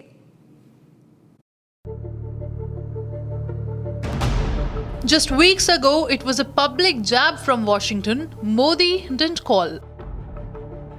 A remark that dominated headlines and framed India as the holdout in stalled trade talks. US Commerce Secretary Lutnick claimed that the proposed India-US trade deal did not materialize because PM Modi did not personally call US President Donald Trump. The statement triggered sharp reactions in Delhi, with India rejecting the narrative and calling it inaccurate. We have seen the remarks. India and the United States were committed to negotiating a bilateral trade agreement with the US as far back as 13th of February last year, that is. Since then, two sides have held multiple rounds of negotiations to arrive at a balanced and mutually beneficial trade agreement. On several occasions, we have been close to a deal. The characterization of these discussions in the reported remarks is not accurate. For months, tariffs remained high, pressure mounted, and the impasse looked far from resolution. But yesterday, one phone call changed everything. US President Donald Trump and Prime Minister Narendra Modi spoke directly, and suddenly the tone changed. In a major de-escalation of trade tensions, India and US have now announced a historic. All right, we're getting a breaking news development. The government statement on India-US deal likely at 3 p.m. is what we're getting to hear. Hopefully some clarification on dairy, agriculture, hopefully some clarification on the US dollar $500 billion worth of purchases that Trump says India would make. Hopefully some clarification on the Russian oil issue that has been mentioned by President Trump in his statement. Because remember, Parliament is in session, and that's why we have not heard anyone from the government of India speak as yet, except for briefly, JP Nadda speaking in the Rajya Sabha, but not giving a full statement, only countering the opposition and its narrative. Aishwarya Kapoor, our executive editor, Politics, joins us for more on this. Aishwarya, the government likely to make a statement on the floor of the House at 3 p.m. Who's going to be fielded by the government side? We are hearing Commerce Minister Piyush Goyal. Is he going to be back from Mumbai for that?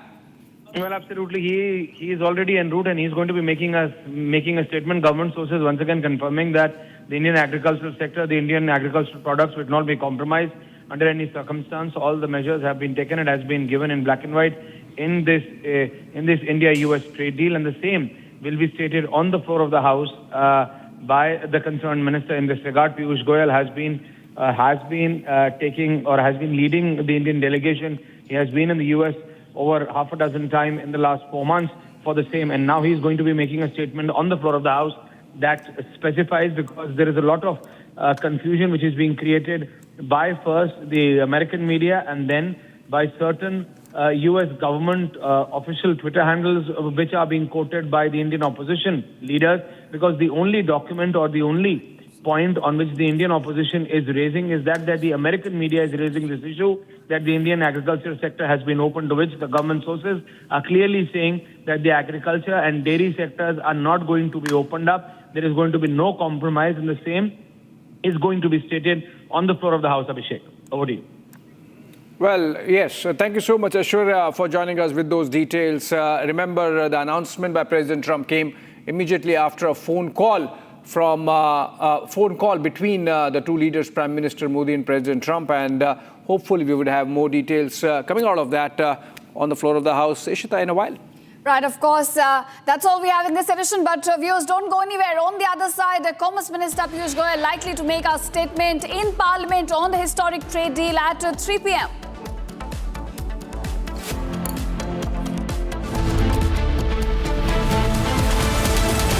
Pure suji pasta उबालो मिलाओ और खाओ 8 minute में तैयार क्या taste है सबका राजा are masala 13,000 placements last year. At Amity, we are committed to nurturing passionate, hardworking and proactive professionals. आधे बाउल दही में 4 चम्मच MDH चटनी पुदीना मसाला डाला, स्टर करो, पुदीना चटनी तैयार। MDH चटनी पुदीना मसाला। MDH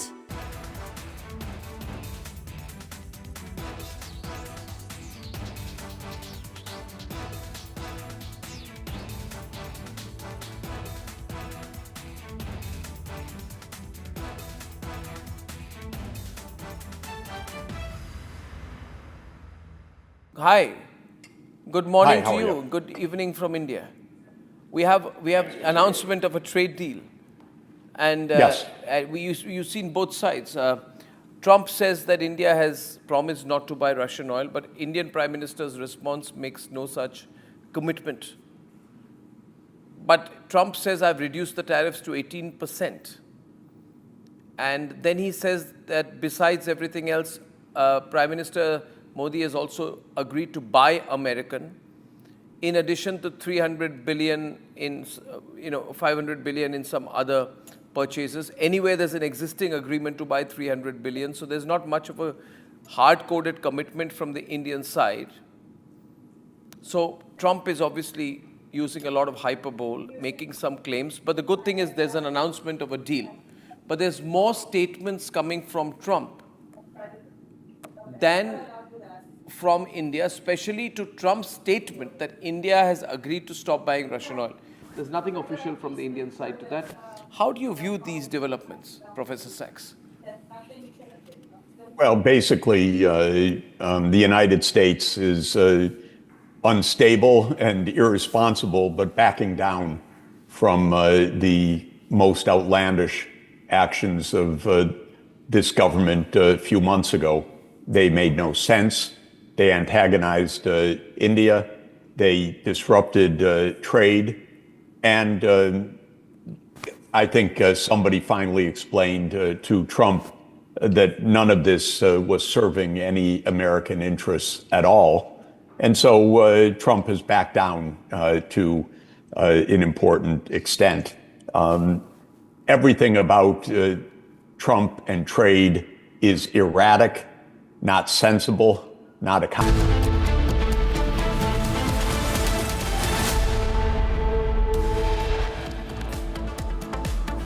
Republic has the inside scoop from the NDA parliamentary meeting. PM Modi says India-US trade sign of a new world order.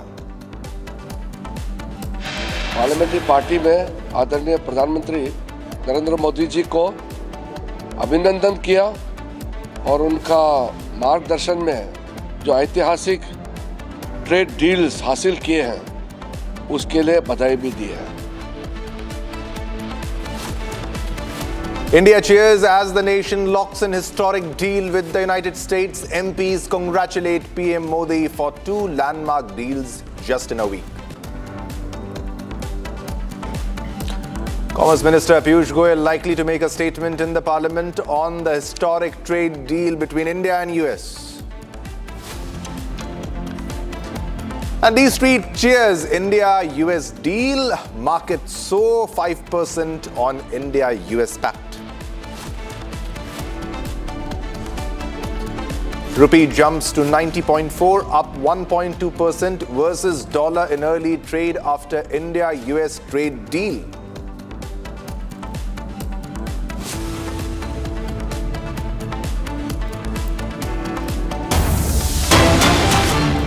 All right, viewers, we are getting a big breaking news right now at this moment. Air India has begun fleet-wide inspections of the fuel control switches on its Boeing 787 Dreamliner aircraft. This is the latest development that is coming in the story. Now, the checks carried out so far have not identified any technical irregularities. This is the latest that we are getting, while inspections on the remaining aircraft are ongoing as we are telling you the story, this breaking news, following a reported issue involving a fuel control switch on one of its B787 jets. Now, the airline's engineering division has taken up the matter with Boeing for priority evaluation. So, fleet-wide inspection of fuel switches is happening, has been conducted also for many aircrafts. So this is the latest development that is coming in. Air India has begun its fleet-wide inspections of the fuel control switches on its Boeing 787 Dreamliner aircraft. Now, the checks are carried out so far. As of now, as we are telling you the story, have not identified any technical irregularities, while inspections on the remaining aircraft are ongoing. All right, for more information, we have Harsha joining live with us. Harsha, what are the latest updates that you're getting on this story? The fleet-wide inspections of the fuel control switch is on for the Boeing 787 Dreamliner jets. Yes, you rightly pointed out, since yesterday we broke the news of the London and the Bengaluru flight where the fuel surge went from run to cut off itself. And in fact, after that malfunction, that snag, the flight came from London to Bengaluru. In fact, in the debate, Mr. Goswami took this question with the experts also, that how could a flight come from and even fly from London to Heathrow, even the pilot, after knowing that there's snag. And after that news yesterday, the regulatory body has taken a serious cognizance of the prelim report and the occurrence report. We got to know that since morning, all the 787 fleet have been grounded and they are being thoroughly checked. The fuel control switch of each and every Boeing fleet from 787-8 and 787-9. These are three major fleets of the Boeing in which the switch control was being checked since morning, and Air India has clearly stated that there was no issue with the fuel switch control has been found in any of their Boeing. In fact, in few of the Boeings, the checks have already been concluded, and in some of them it's underway. But it's very surprising. It is something which as a aviation correspondent, as a journalist, I'm not able to even digest as well, that how come whenever the Air India conducts the inspection, there's no fault or no issue found in the Boeing, but whenever the pilot tries to take off multiple times it has happened, there are certain mechanical, electrical and the fuel faults, which is time and again reported in the log entries by the pilot. And not one pilot, we have spoken to certain pilots of the Boeing fleet, they have every time stated that before taking off the flight, whenever the thorough check is being done, the pre-flight, the issue of the fuel control switch is there. But the Air India comes out with a templated response saying that there's no issue with the fuel switch. And they have also taken up this matter with the Boeing.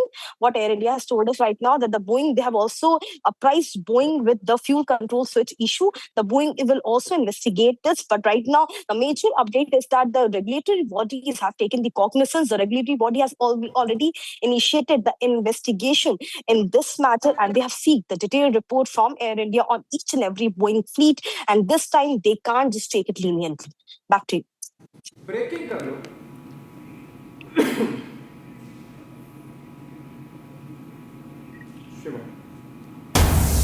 Right, so we are getting a big breaking news right now at this moment. Big breaking news coming in at this moment on your television screen.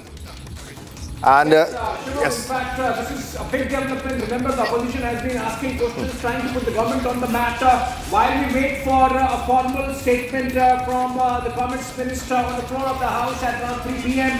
We have a big breaking development coming in, which is that government sources tell us that there is no compromise whatsoever insofar as... All right, so we are getting a big breaking news right now that there will be no compromise on farmers' issue. A big development as per the government sources, and sensitive dairy and agricultural sectors will be protected, are protected in the US deal as per the sources. So this is a very... I can tell you, this is coming in from top sources in the government, Shivam, and we are told that there is no compromise whatsoever on the farmers' issue, that the dairy and the agriculture sector are protected. Yep. So the push that was coming in from the Americans to include dairy and farm sector in the trade deal has been put in abeyance. That's a significant one. Also that India will continue to buy energy and oil from whichever sources depending on market dynamics and market prices. Of course, we will buy non-sanctioned oil. That's the only concession made to the United States in this deal. And so far as purchase is concerned, we are continuing to buy, as of now, about $80 to $90 billion. That can, over a period of years, can go up to $500 billion. That's the Trump figure. But that's not for this year or next year. This is over the next few years. We have a very important guest, President of the CII, Mr. Rajiv Memani, joining us in this broadcast. Shivam, let's go to him. Very good afternoon, sir, for joining us. And Mr. Memani, my first question to you, your first reaction to this big development for India and the United States. It's not just about the corporate sector, but then that remains the cornerstone of the larger partnership.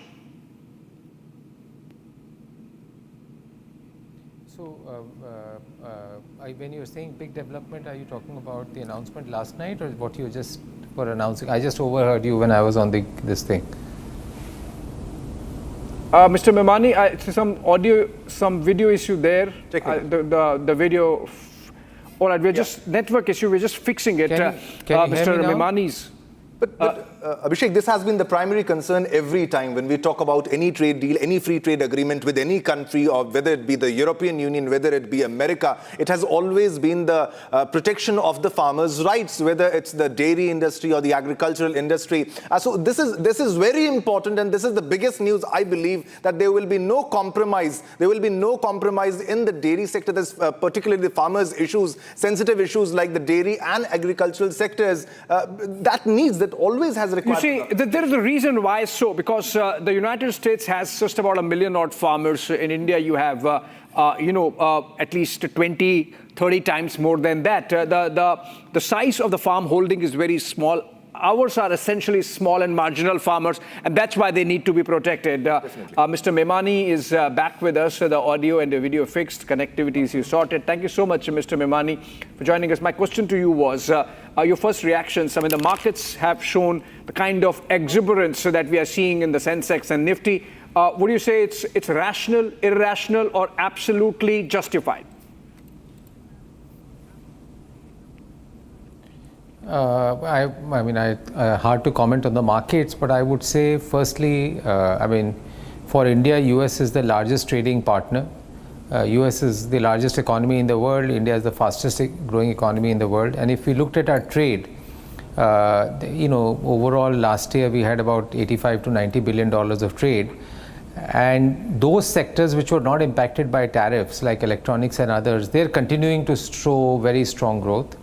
And those which were impacted by the tariffs, which would roughly be about, say, $50 billion or so, there we were starting to see some signs of slowdown because, tariff made it uncompetitive for Indian companies in many cases to be exporting from here. So to that extent, I think it addresses the concern.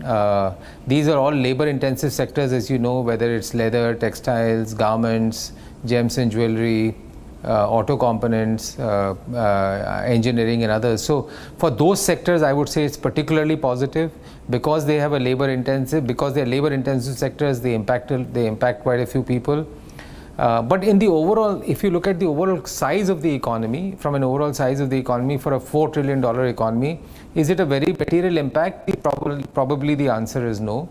But the second thing which is important is that the India-US trade deal and the friction on tariff that was there, I think that it created, I would say, disproportionate noise. And there was a lot of, any time you went for any investor interaction, any company interaction, with media, with government, between industry, this used to be the key theme. How will this get? So as this gets settled, I think the Indian economy, which has been the fastest growing economy in the world, doing extremely well, I think this was one question that was there, at least that question also gets cleared. So to that extent, I think there is a positive reaction in the market because this was one sort of hovering cloud that's been removed. The third thing I would say, which is an important one, is that when, at least what we have seen, whenever there have been trade agreements between countries, so whether it's India, Australia, India, New Zealand, Middle East, UK, EFTA, Europe, whenever we have gone and visited as CII those countries, there is much broader interest than just trade and tariff. Industries want to connect. There is cross-border investments that is discussed much more. There's technology transfer that's talked about. And there is a there is a big increase in trade and investments that we see. So as this issue gets cleared up between two of the largest economies in the world, high growth economies in the world, democracies in the world, there are natural complementary relationships. I would say that this will give a great impetus to investments and trade between India and US, even further than what we have seen going forward.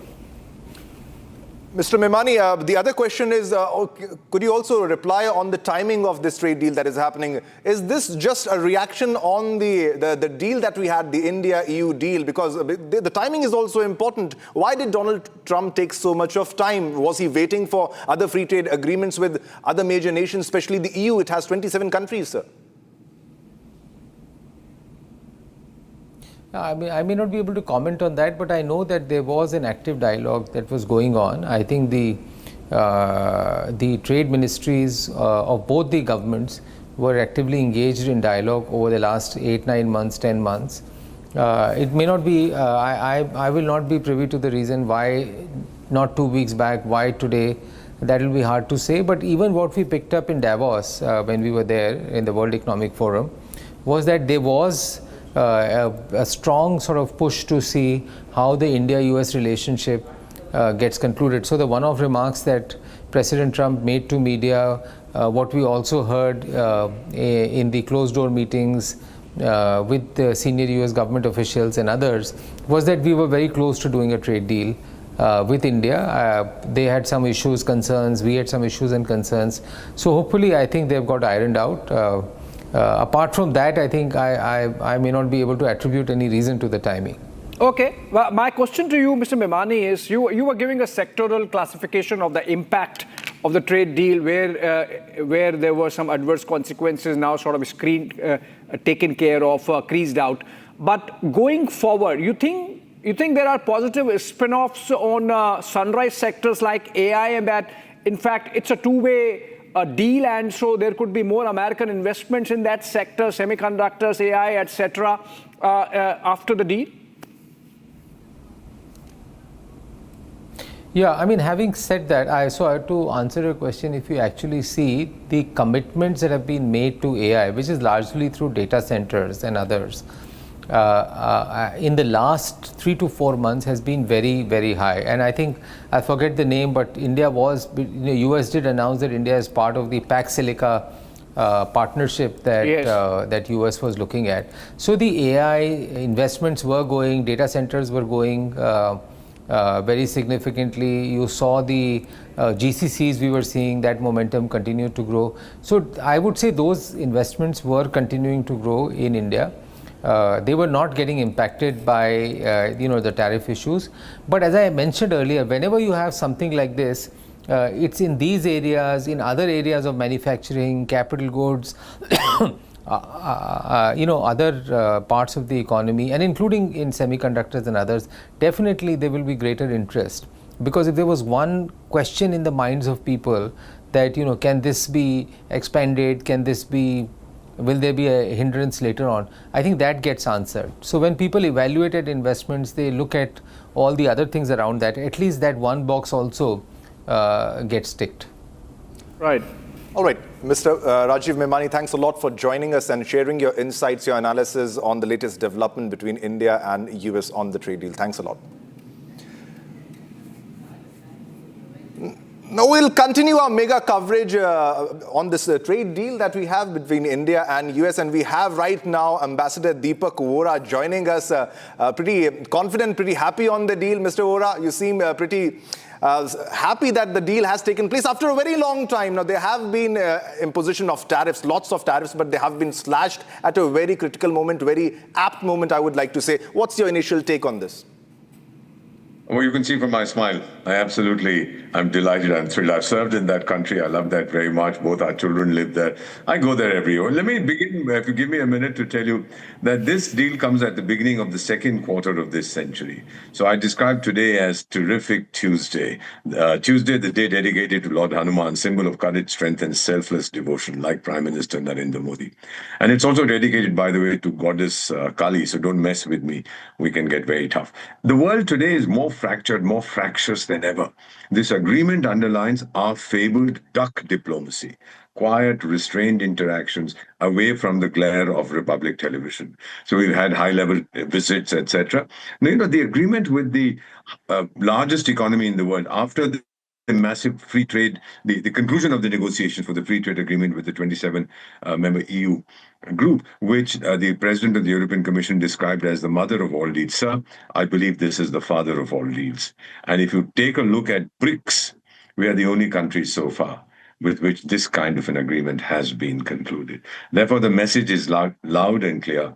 This is Bharat's century, and the partnership between India and the United States will only grow from strength to strength, as the president tweeted, not tweeted, put on the social media, I'm so used to using the word tweet, was unlimited potential. So the only thing that I can say to people who are critics, who pick on this, that, and the other, that trade between the two countries is only one part of the bilateral relationship. We have defense, we have space, we have oceans, we have education, we have agriculture, there's technology coming in, etc., etc. This was one thing. This was the stumbling block. This was perceived as something that was very difficult to overcome, but we have overcome because we've had this quiet, sustained thing. We haven't responded, sir. And whenever one of Donald Trump's stupid advisors said India is a big laundromat for laundering Russian money, etc., they tried choicest abuses. We didn't respond. That's not our style. We are the children of Chanakya, sir. We respond in a very restrained, measured way without criticizing anybody. I think this is Indian diplomacy at its finest. I have been 52 years practicing diplomacy. I've never felt so proud of our minister, the Prime Minister, and the others who were involved in it. Well done, guys. You make every Indian so proud. Mr. Vora, you are a diplomat, and restraint comes with the craft. But this really needed extraordinary patience to deal with someone as impromptu, impetuous, impatient as Trump.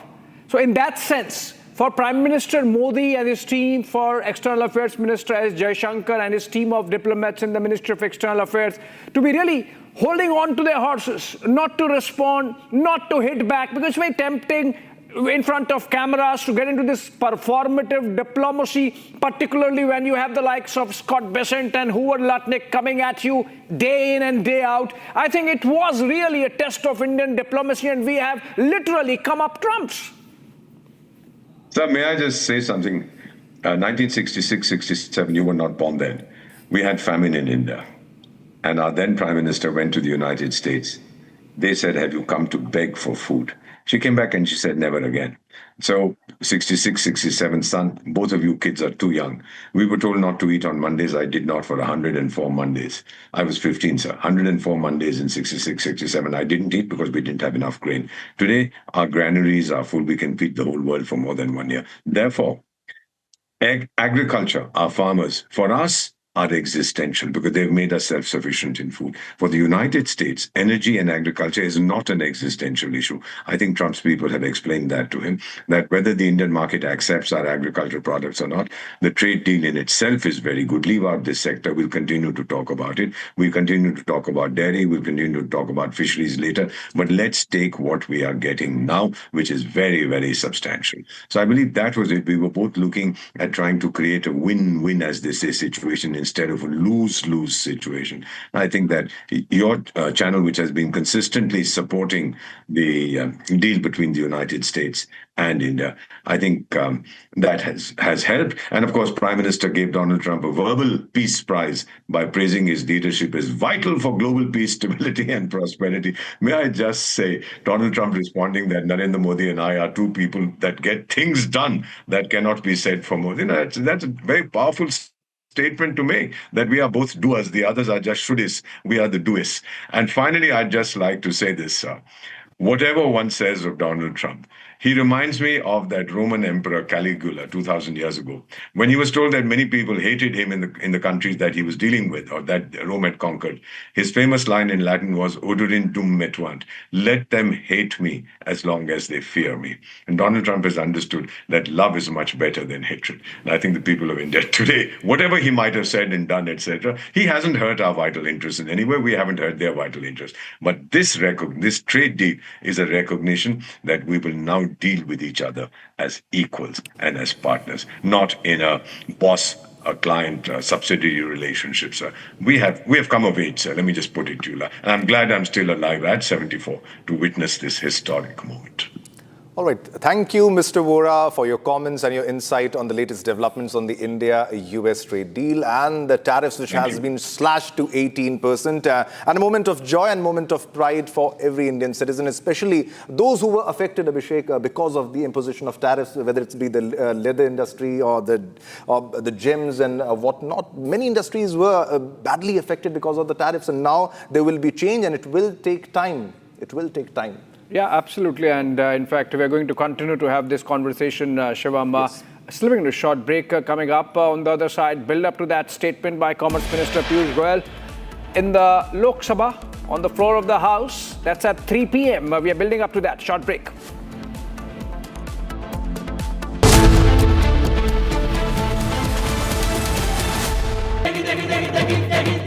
MDH की देगी मिर्च, देगी मिर्च का तड़का, अंग अंग फड़का। MDH की देगी मिर्च। केसरिया से मन जोगी हुआ रे, दिल झूमे देखो मतवारा हुआ रे। केसरिया से मन जोगी हुआ। हर पल मनाओ केसरी त्योहार। विमल, बोलो जुबान केसरी। थोड़े में ज्यादा स्वाद, यही तो है इसकी खास बात। वाओ मामा, क्या स्वाद है। अरे मेरे राजा, This morning, Rahul Gandhi, leader of the opposition, created a ruckus and furor in the parliament. In response to the president's address, he insisted upon raising what he said were some issues of vital import to our national security. So what was he saying? He was trying to cite an article from the Caravan magazine, which in turn was quoting excerpts from General Narwane, the former army chief's unpublished memoirs. It may be recalled that the government had stopped General Narwane from publishing the book. As such, the authenticity of the excerpts cited in the Caravan magazine itself are open to question. But then let's try and take a deeper look at what is this bravura all about. So I have had a detailed look at the article in the Caravan magazine. I have no access to General Narwane's book or manuscript, but we had a look at the Caravan article in detail. So what does this article say? This article talks of the 2020 Chinese intrusions, which had culminated in the Galwan incident, in which 19 Indian soldiers had lost their lives. No weapons had been used, but the Chinese had laid an ambush with pointed stones, with baseball bats wrapped.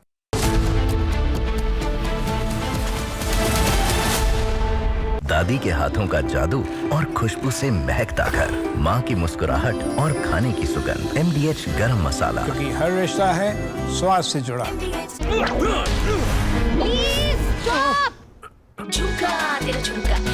Not there, मेरा counter top टूट जाएगा।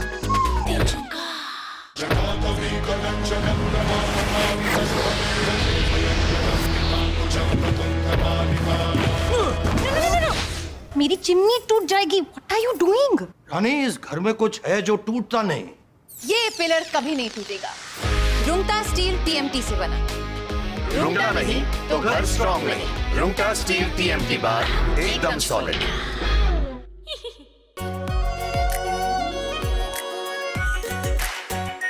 Are Pure shahi paneer masala, delicious, healthy every day.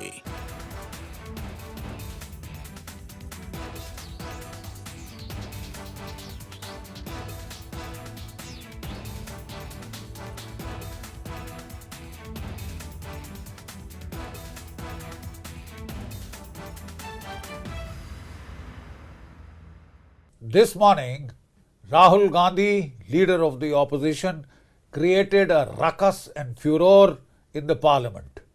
In response to the president's address, he insisted upon raising what he said were some issues of vital import to our national security. So what was he saying? He was trying to cite an article from the Caravan magazine, which in turn was quoting excerpts from General Narwane, the former army chief's unpublished memoirs. It may be recalled that the government had stopped General Narwane.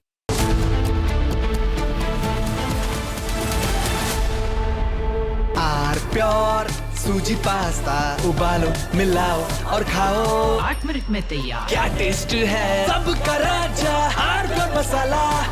13,000 placements last year.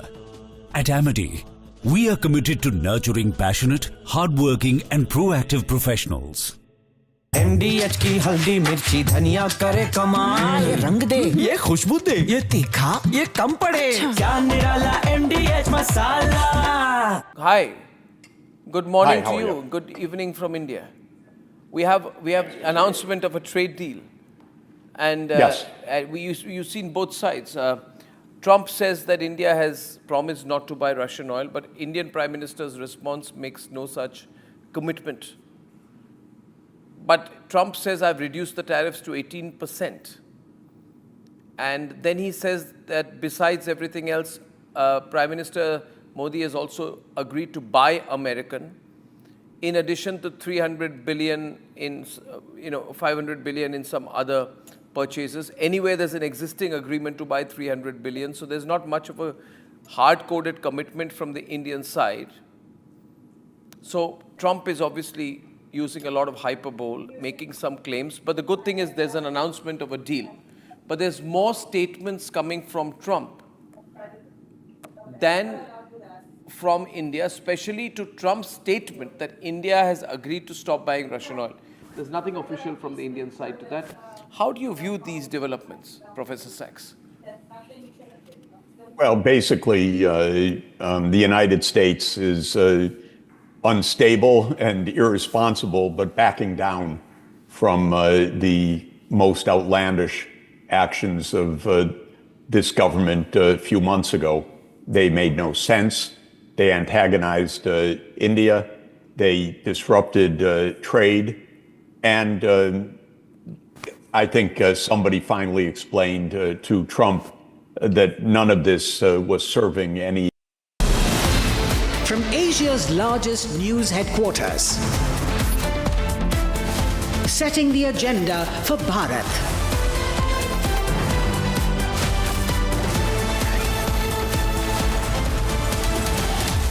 You're watching Republic.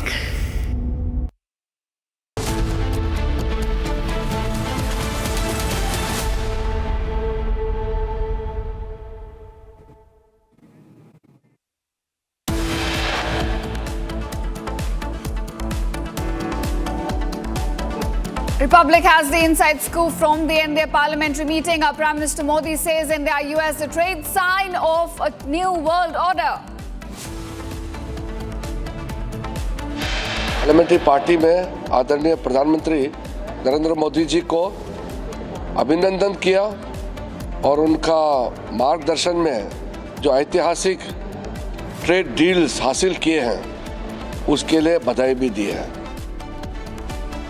India cheers as the nation locks in a historic trade deal with the US. MPs congratulate our Prime Minister for 2 landmark deals in 1 week. Commerce Minister Piyush Goyal likely to make a statement in Parliament on the historic trade deal with the United States.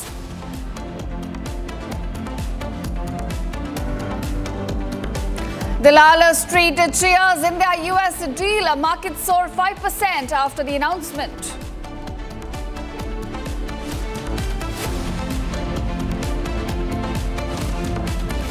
Rupee jumps to 90.4, up 1.2% versus US dollar in early trade after India-US trade deal announcement.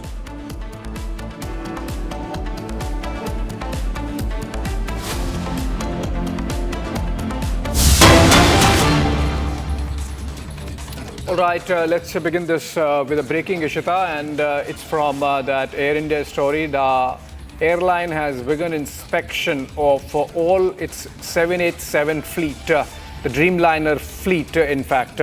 Remember, this is in the backdrop of what happened yesterday on the AI 132 London-Bengaluru flight.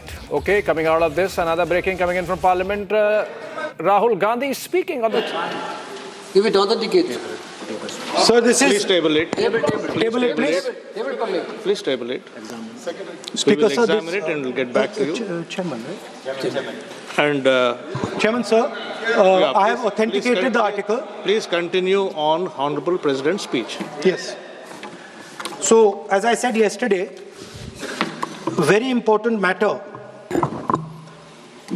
in the President's speech is the matter of national security and our relationship between the relationship between us and the Chinese and the Pakistanis. There is a very important matter that is quoted inside this article that I have authenticated, which speaks about the reaction of the Prime Minister and... Sir, I'm once again... No, please. No, sir. One second. Sir. No, once again. Sir, I'm once again requesting you to please restrict yourself to the speech of the Honorable President.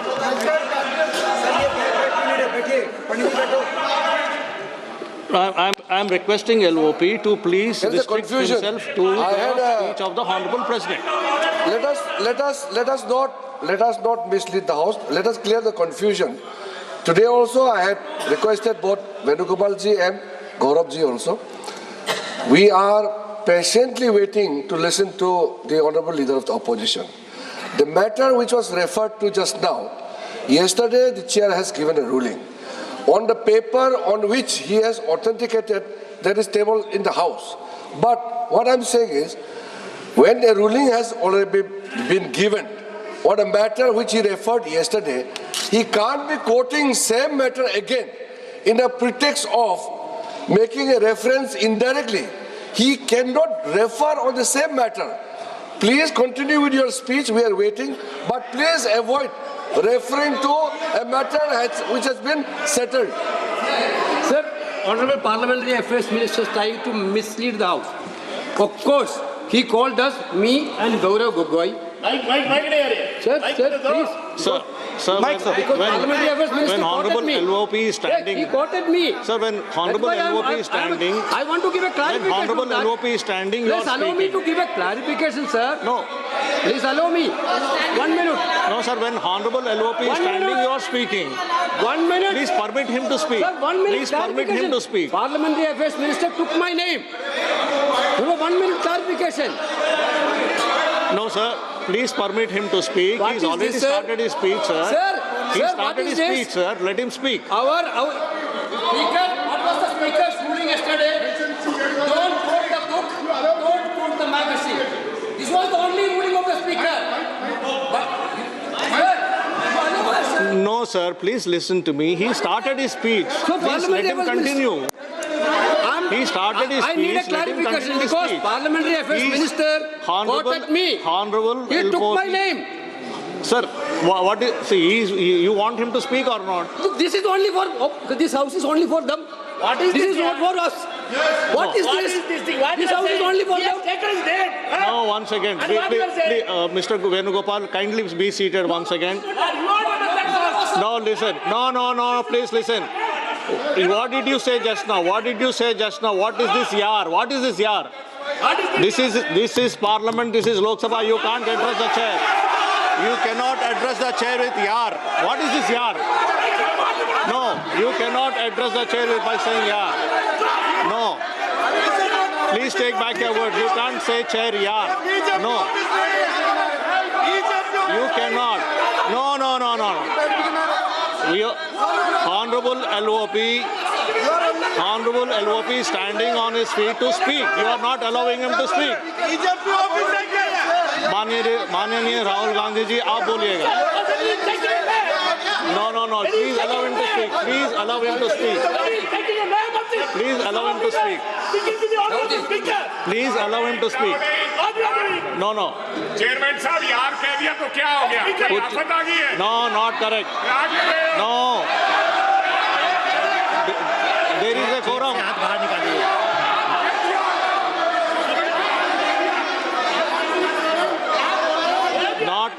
Not correct. That is not true. There should be a quorum of the House. There should be a quorum of the House. There should be respect to the chair.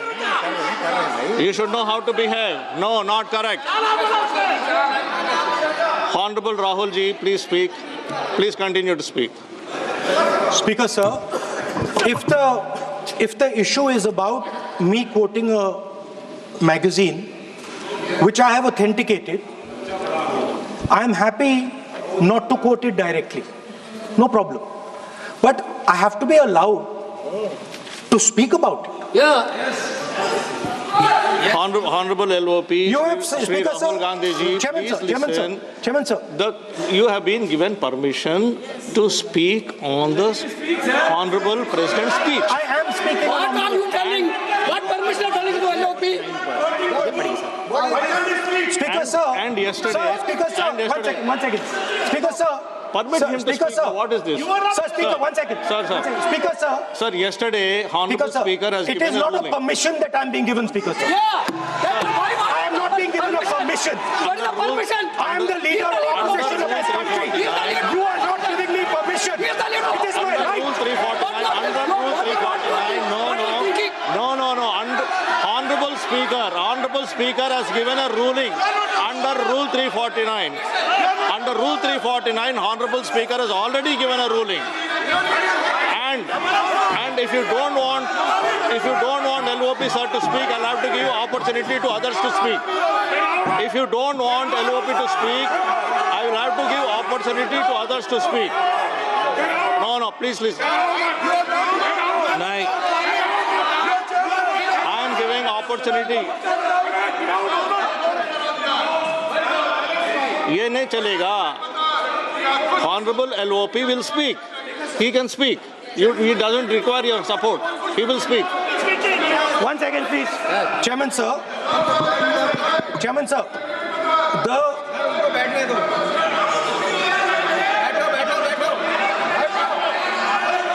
Speaker, sir. I am. Please, 1 second, sir. Please, sir. Chairman, sir, I am objecting to the word permission. That is not the correct word because I am not given permission by anyone. I am leader of opposition. So I'm just objecting to that. I have called your name. Everybody speaks with the permission of the chair. Please. Nobody Because, is sir, above the chair. there was an altercation. Everybody speaks on the permission of the chair. Please speak, sir. 1 second. 1 second, sir. Yes, please speak. Speaker, sir, our President's address was about the path that India has to chart, the direction in which India has to move.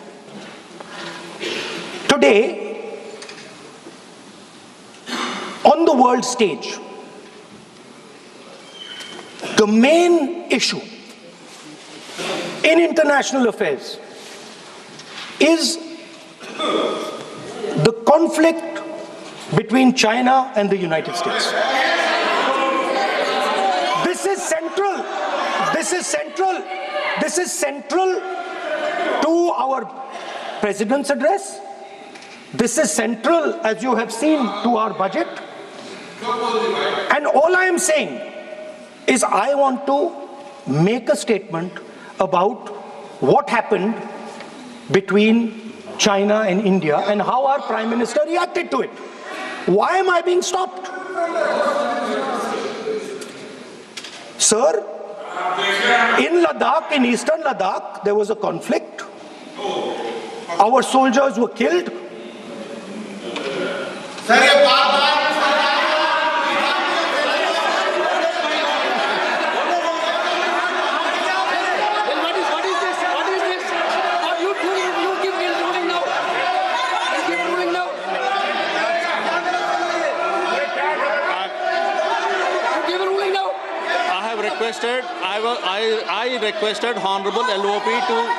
I requested Honorable LOP to speak. Repeatedly I made a request to speak on the speech of the Honorable President. Now Manyaniya Shri Naresh Uttam Patel ji.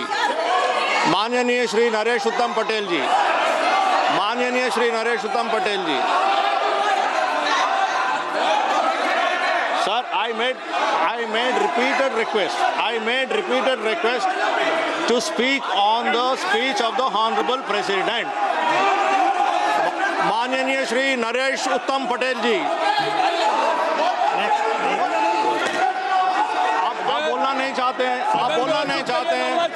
माननीय श्रीमती शताब्दी राय, माननीय श्रीमती शताब्दी राय, माननीय श्रीमती शताब्दी राय।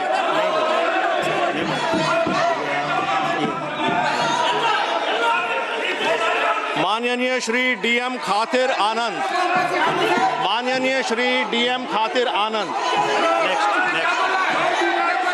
माननीय Shri GM Harish Balayogi ji,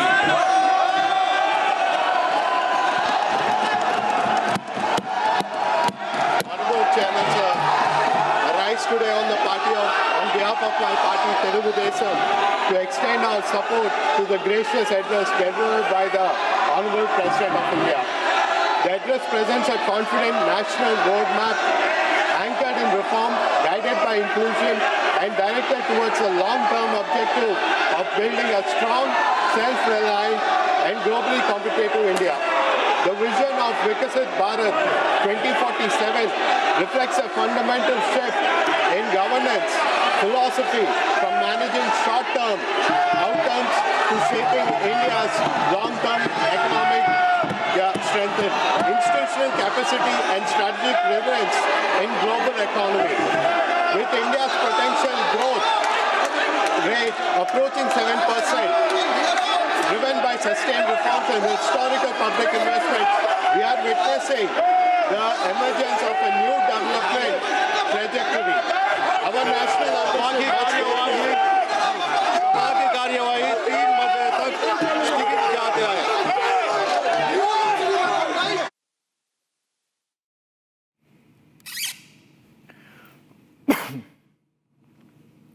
All right, that was round 2 of Rahul Gandhi trying to muscle in the issue of former Army Chief General Manoj Mukund Naravne's book, stalled by the speaker because there is already a ruling that he cannot speak on or quote from an unpublished book.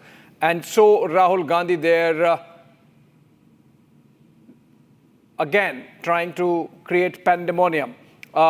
The parliament proceedings have moved on and the speaker has disallowed yet again for Rahul Gandhi to continue to insist that he can speak from the book. The parliament proceedings stalled yet again. Remember, there have already been 2 adjournments since morning and it's stuck on whether Rahul Gandhi can complete his motion or his participation in the motion of thanks without referring to the book of General Naravne, on which the parliament had to be adjourned all day yesterday. Moving on, let's have some breaking news development as we build up to that announcement by the Modi government on the Indo-US trade deal in Parliament at around 3 p.m. Sources say no compromise on farmers' issue. It's a big one because that's what the opposition has been raising since the deal was announced. What happens to the farmers? Sources tell us it's a big one, that there is no compromise whatsoever insofar as farmers' issue is concerned, and the sensitive dairy and agriculture sector is out of bounds for the Indo-US trade deal. And that's a significant takeaway because remember, the United States was trying to muscle in the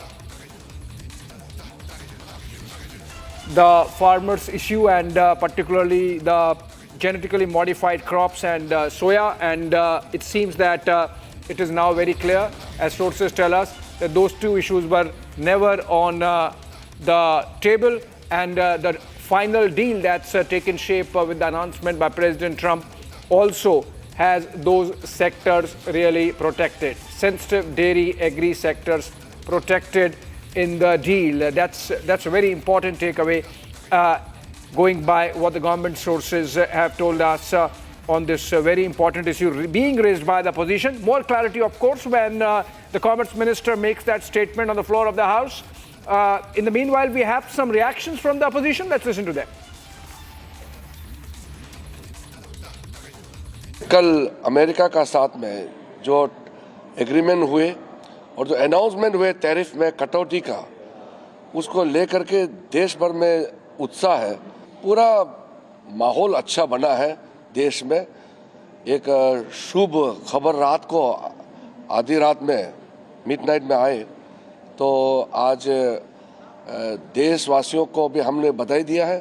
tariff उन्होंने लगाया और tariff अगर कम किया तो ये देश से अब यहाँ की चीज़ों को हम अगर एक्सपोर्ट करेंगे तो उनके बाजार हमारे लिए खुल गए, तो ये फैसला अगर वही घोषणा कर रहे हैं अपने बाजार के लिए, तो ये भारत के लिए सफलता कितनी बड़ी है। वाकई नरेंद्र मोदी ने पूरे दुनिया में एक वर्ल्ड के स्टेट्समैन की तरह से फैसले हुए हैं। अमेरिका का ये 18% टैरिफ करना आपको ध्यान में रहे, सबको ध्यान में रहे कि बांग्लादेश और कंबोडिया का भी टैरिफ इससे बड़ा है।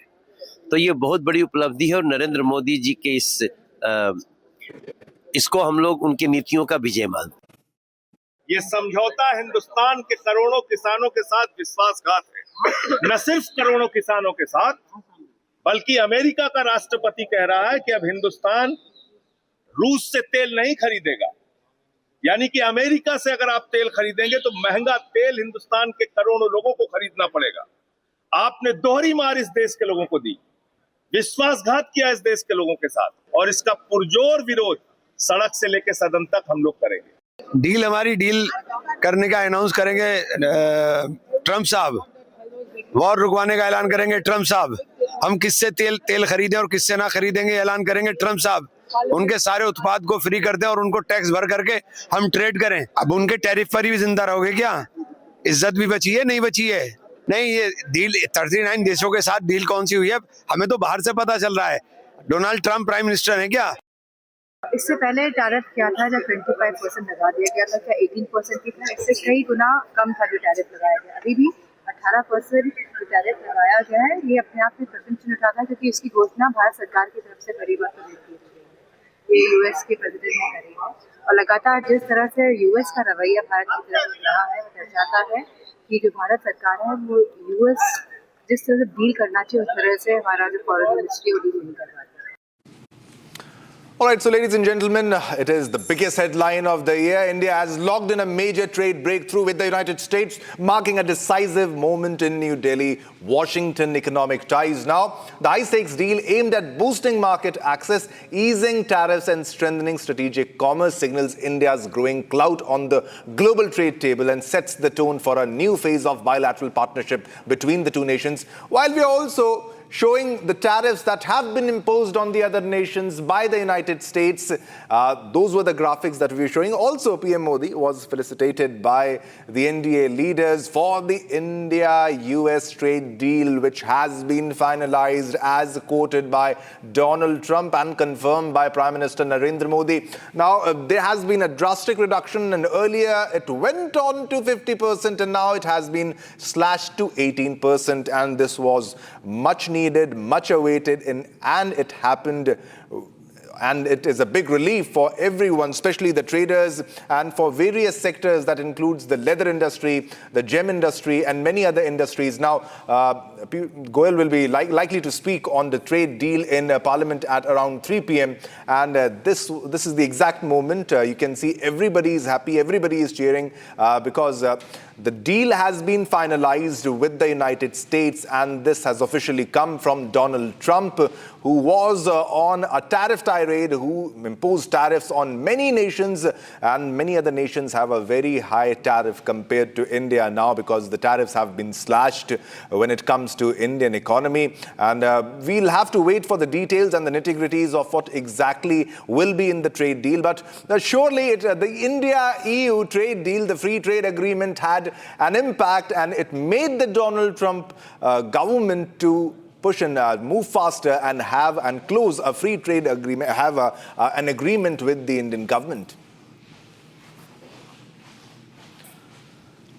All right, viewers, the much discussed and long-awaited US-India trade deal is finally announced. Now, in a major breakthrough, New Delhi and Washington have announced a historic agreement aimed at ending months of tariff tensions. Now, under the deal, the steep tariff imposed on Indian exports will now be sharply reduced to merely 18%. That's a drastic reduction, marking a significant de-escalation in the tariff war between the two countries. Now, the agreement follows several rounds of intense negotiations and comes just days after India concluded its landmark trade pact with the European Union. That is the mother of all deals. More in this report. The deal is now done. The much discussed and awaited US-India trade deal has now finally been announced.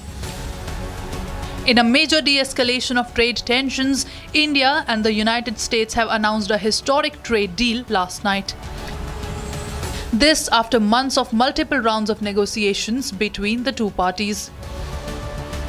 As part of the deal, the 50% tariffs announced on Indian exports will now be reduced to 18%. Everything about Trump and trade is erratic, not sensible, not accomplishing any U.S. goals, but better 18% tariffs than 50% tariffs or 500% tariffs. But I wouldn't take at face value any single statement by the U.S. government. I think everything is just complete improvisation, a lot of baloney, a lot of malarkey, but probably somebody has prevailed inside the White House to say, why antagonize India? India has U.S. has no leverage on India. So none of this is anything other than Trump's delusion that the U.S. is the be-all and end-all of the universe. And so his writ is the command for the whole world. But that's Trump's delusion, that the U.S. market is so big, so consequential, so important, that he can get every other country to fall into line. The finalized agreement with the United States comes just days after India concluded what was called the mother of all deals with the European Union. Meanwhile, Prime Minister Narendra Modi has welcomed this decision, reiterating that this new deal will benefit Make in India products. US President Donald Trump further in his statement adds that India will also lower reciprocal tariffs and expand market access. While India would also halt purchases of Russian oil. ये हिंदुस्तान की जनता को सोचना है, मगर इतिहास में पहली बार history में एलओपी को प्रेसिडेंशियल एड्रेस में नहीं बोलने दिया है। बाहर बोल दीजिए, जो अंदर नहीं कहा दिया जा रहा है बाहर। वो तो ऑटोमेटिकली होगा जी। बट ये आप समझिए, और हिंदुस्तान के जो किसान हैं आप सब समझिए कि इस ट्रेड डील में आपकी मेहनत को, आपके खून पसीने को नरेंद्र मोदी जी ने बेच दिया है। और वो इसलिए बेचा है क्योंकि ये कॉम्प्रोमाइज्ड है। सिर्फ आपको नहीं बेचा है, देश को बेचा है। इसीलिए मुझे वहां नहीं बोलने देना है। नरेंद्र मोदी जी डरे हुए हैं क्योंकि जिन लोगों ने उनकी इमेज बनाई है वो अब उस इमेज को फोड़ने लगे हैं। धन्यवाद। प्रेशर है सर पीएम पे, जो आप कह रहे हैं कि प्रेशर क्या है और क्या दबाव है पीएम के ऊपर जो आपको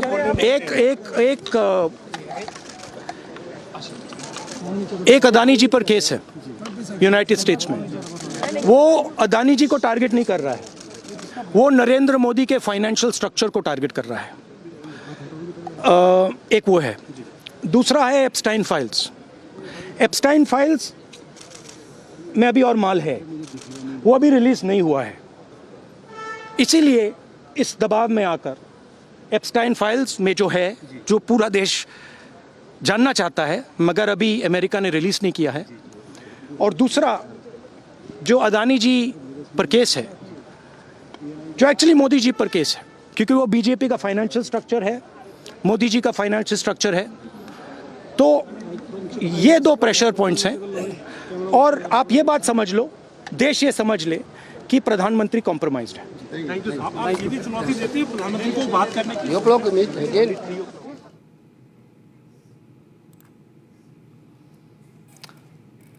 All right, so this was the reaction from the Congress party, that is the leader of opposition, and Rahul Gandhi. And the opposition pretty much seems again upset even after the tariffs were slashed to 18%. They were unhappy when the tariffs were raised. Now still they are unhappy when they have been slashed, and they are still questioning the government while the fine print is yet to be finalized. It has to come, and then there will be reaction. But don't go anywhere. Coming up next, Commerce Minister Piyush Goyal likely to make a statement in Parliament on the historic trade deal. Coming up next.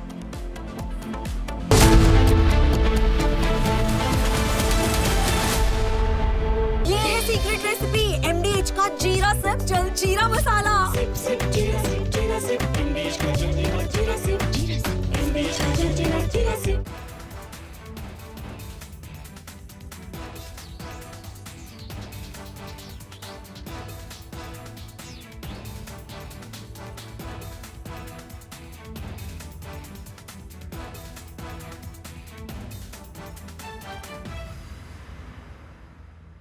थोड़े में ज्यादा स्वाद ये तो है इसकी खास बात। वाओ मामा क्या स्वाद है? अरे मेरे राजा This morning, Rahul Gandhi, leader of the opposition, created a ruckus and furor in the parliament. In response to the president's address, he insisted upon raising what he said were some issues of vital import to our national security. So what was he saying? He was trying to cite an article from the Caravan magazine, which in turn was quoting excerpts from General Narwane, the former army chief's unpublished memoirs. It may be recalled that the government had stopped General Narwane from publishing the book. As such, the authenticity of the excerpts cited in the Caravan magazine itself are open to question. But then let's try and take a deeper look at what is this bravura all about.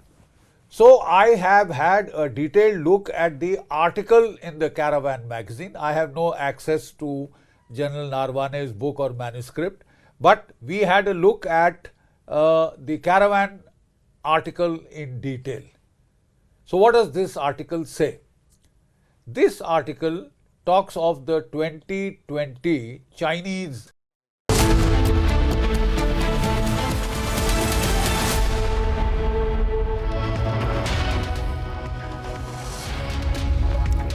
and a very warm welcome, viewers. You're watching Republic TV at 2:30 p.m. with me, Aina Mitra. I'm being joined in the studios by colleague Shivam Dutt Mehra. Ladies and gentlemen, tensions are running high in Parliament after India sealed the historic trade deal with the United States. Lots of responses that are coming in from the opposition, Shivam, and clearly they are not amused. They will never be amused, and they're pretty unhappy. They were unhappy when the tariffs were being raised, and they were asking for answers. They were asking for answers from the government. Why are you not responding to what Donald Trump is doing? And now when the tariffs have been slashed, they're still answering. They're still questioning the government on why it has been slashed and what are the main points of the trade deal. We'll get you all the details on what the political reactions are and what's happening in the India-US trade deal and a lot more. But first up, the headlines. Republic has the inside scoop from the NDA parliamentary meeting. PM Modi says India-US trade sign of a new world order. Parliamentary party में आदरणीय प्रधानमंत्री नरेंद्र मोदी जी को अभिनंदन किया और उनका मार्गदर्शन में जो ऐतिहासिक ट्रेड डील्स हासिल किए हैं उसके लिए बधाई भी दी है. India cheers as the nation locks in historic deal with the United States. MPs congratulate Prime Minister Modi for 2 landmark deals in just 1 week.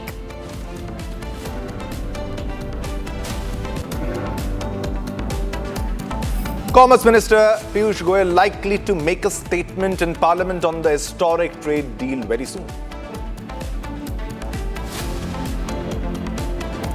D Street cheers on India-US deal. Markets soar 5% on the India-United States pact.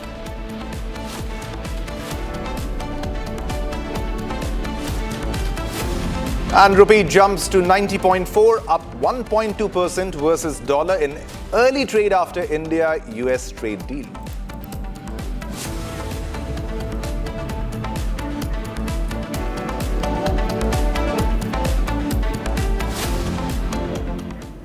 And ladies and gentlemen, it is the biggest headline of the year. India has locked in a major trade breakthrough with the United States, marking a decisive moment in New Delhi-Washington economic ties. Now, this high-stakes deal is aimed at boosting market access, easing tariffs and strengthening strategic commerce, essentially signaling India's growth clout on the global trade table. And this, Shivam, as Prime Minister was saying, is setting the tone for a new phase of bilateral partnership between the two nations.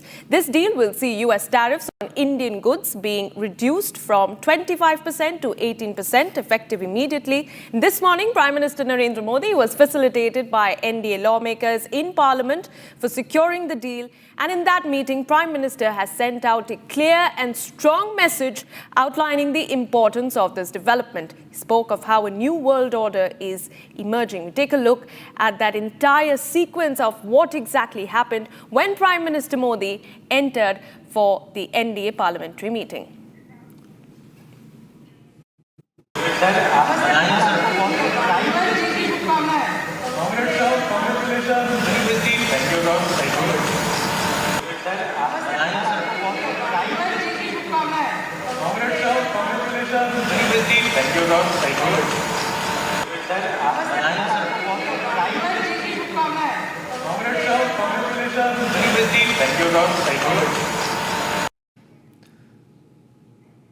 So definitely that's a sigh of relief for each and everybody. Now, even as the world looks towards India, as Prime Minister emphasized in the new global order, the opposition parties of India are clearly not amused. They're never happy. Now, they have now stoked this narrative saying, with no clarity on the minute perks of the deal, India has bowed down to Trump. Let's listen in. ये समझौता हिंदुस्तान के करोड़ों किसानों के साथ विश्वासघात है। न सिर्फ करोड़ों किसानों के साथ, बल्कि अमेरिका का राष्ट्रपति कह रहा है कि अब हिंदुस्तान रूस से तेल नहीं खरीदेगा। यानी कि अमेरिका से अगर आप तेल खरीदेंगे तो महंगा तेल हिंदुस्तान के करोड़ों लोगों को खरीदना पड़ेगा। आपने दोहरी मार इस देश के लोगों को दी, विश्वासघात किया इस देश के लोगों के साथ, और इसका पुरजोर विरोध सड़क से लेकर सदन तक हम लोग करेंगे। डील हमारी डील करने का अनाउंस करेंगे ट्रम्प साहब, वॉर रुकवाने का ऐलान करेंगे ट्रम्प साहब, हम किससे तेल खरीदें और किससे ना खरीदेंगे ऐलान करेंगे ट्रम्प साहब, उनके सारे उत्पाद को फ्री कर दें और उनको टैक्स भर करके हम ट्रेड करें। अब उनके टैरिफ पर ही जिंदा रहोगे क्या? इज्जत भी बची है? नहीं बची है।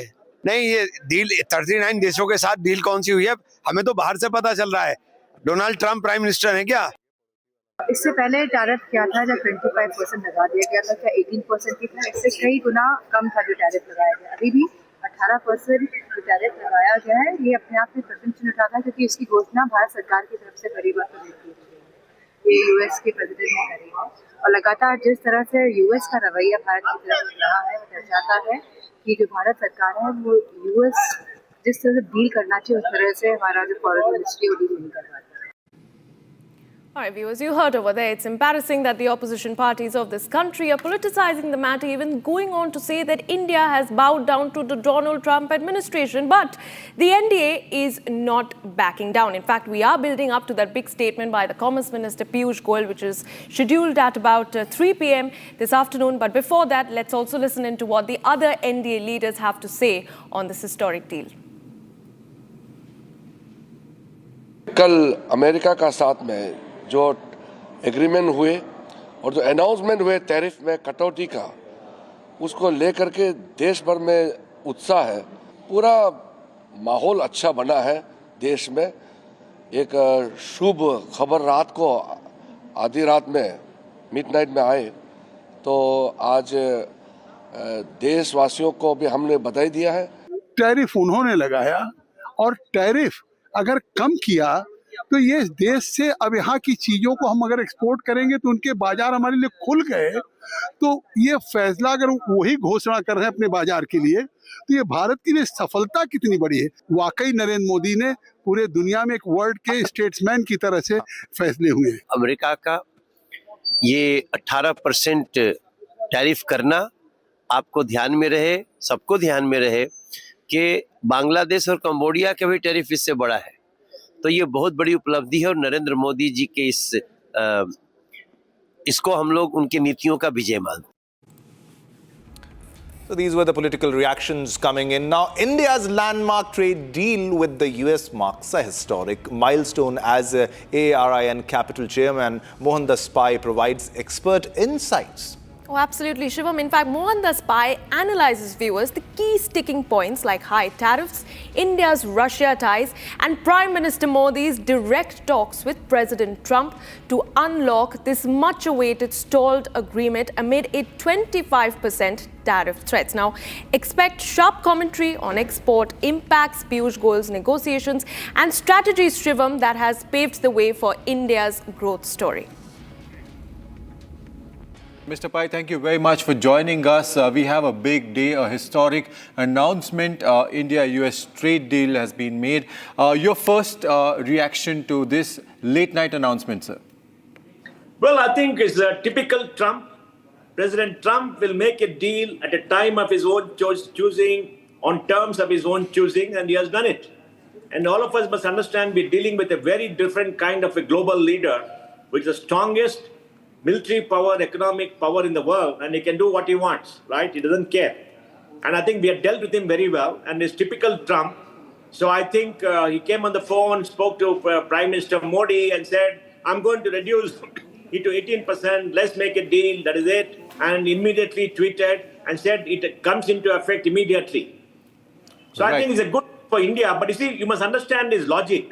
All his allies, EU, Japan, Korea have 15%. Everybody else has 19, 20%. India has 18%. What is the message? India is our friend, one level below the allies with whom we have a military partnership. So I think it's a good deal for India. And of course, we have a deal on the table which we already agreed to.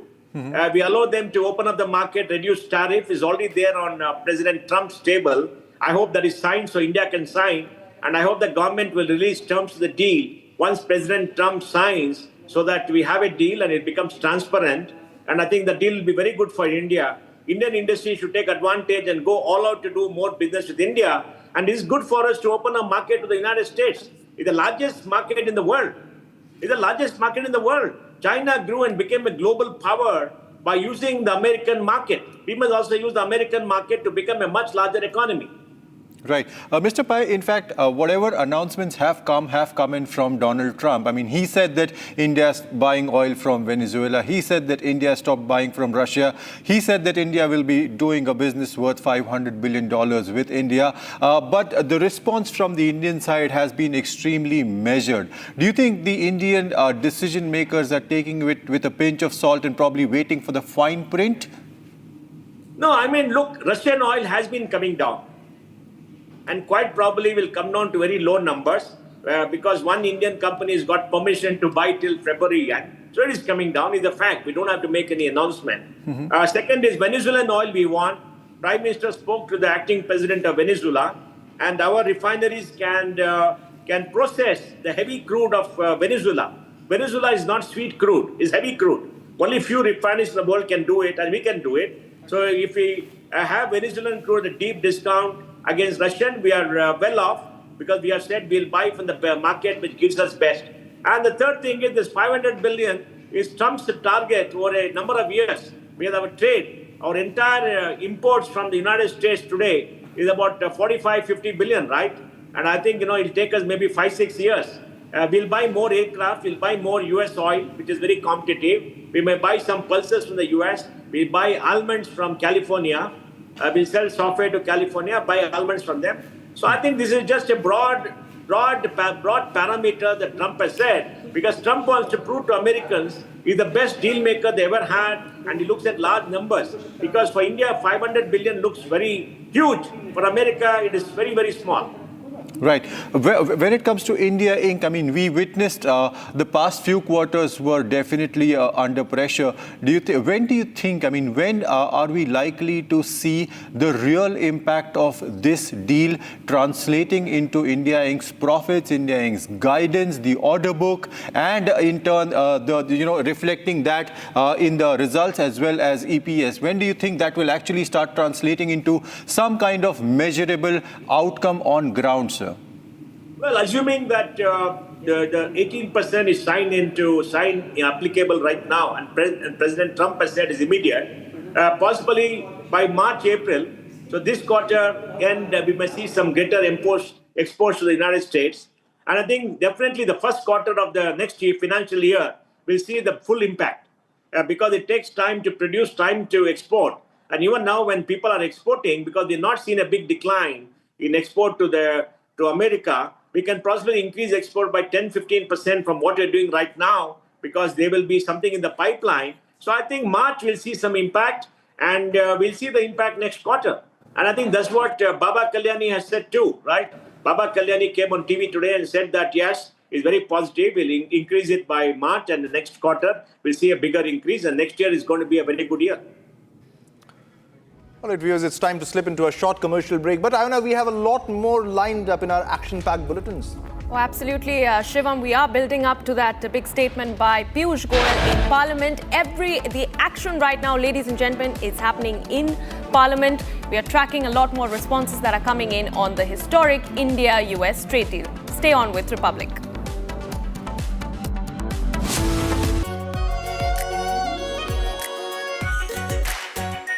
Our pure Shahi Paneer Masala. Delicious, healthy, every day.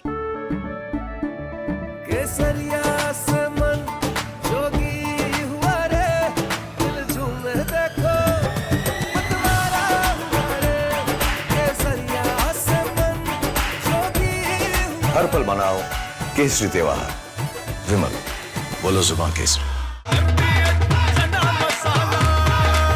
अब छोलिया हो या लोबिया सफेद चने या काले चने सब कुछ मजेदार बने Hi, good morning Hi, how to are you. you? Good evening from India. We have announcement of a trade deal, and Yes. you've seen both sides. Trump says that India has promised not to buy Russian oil, but Indian Prime Minister's response makes no such commitment.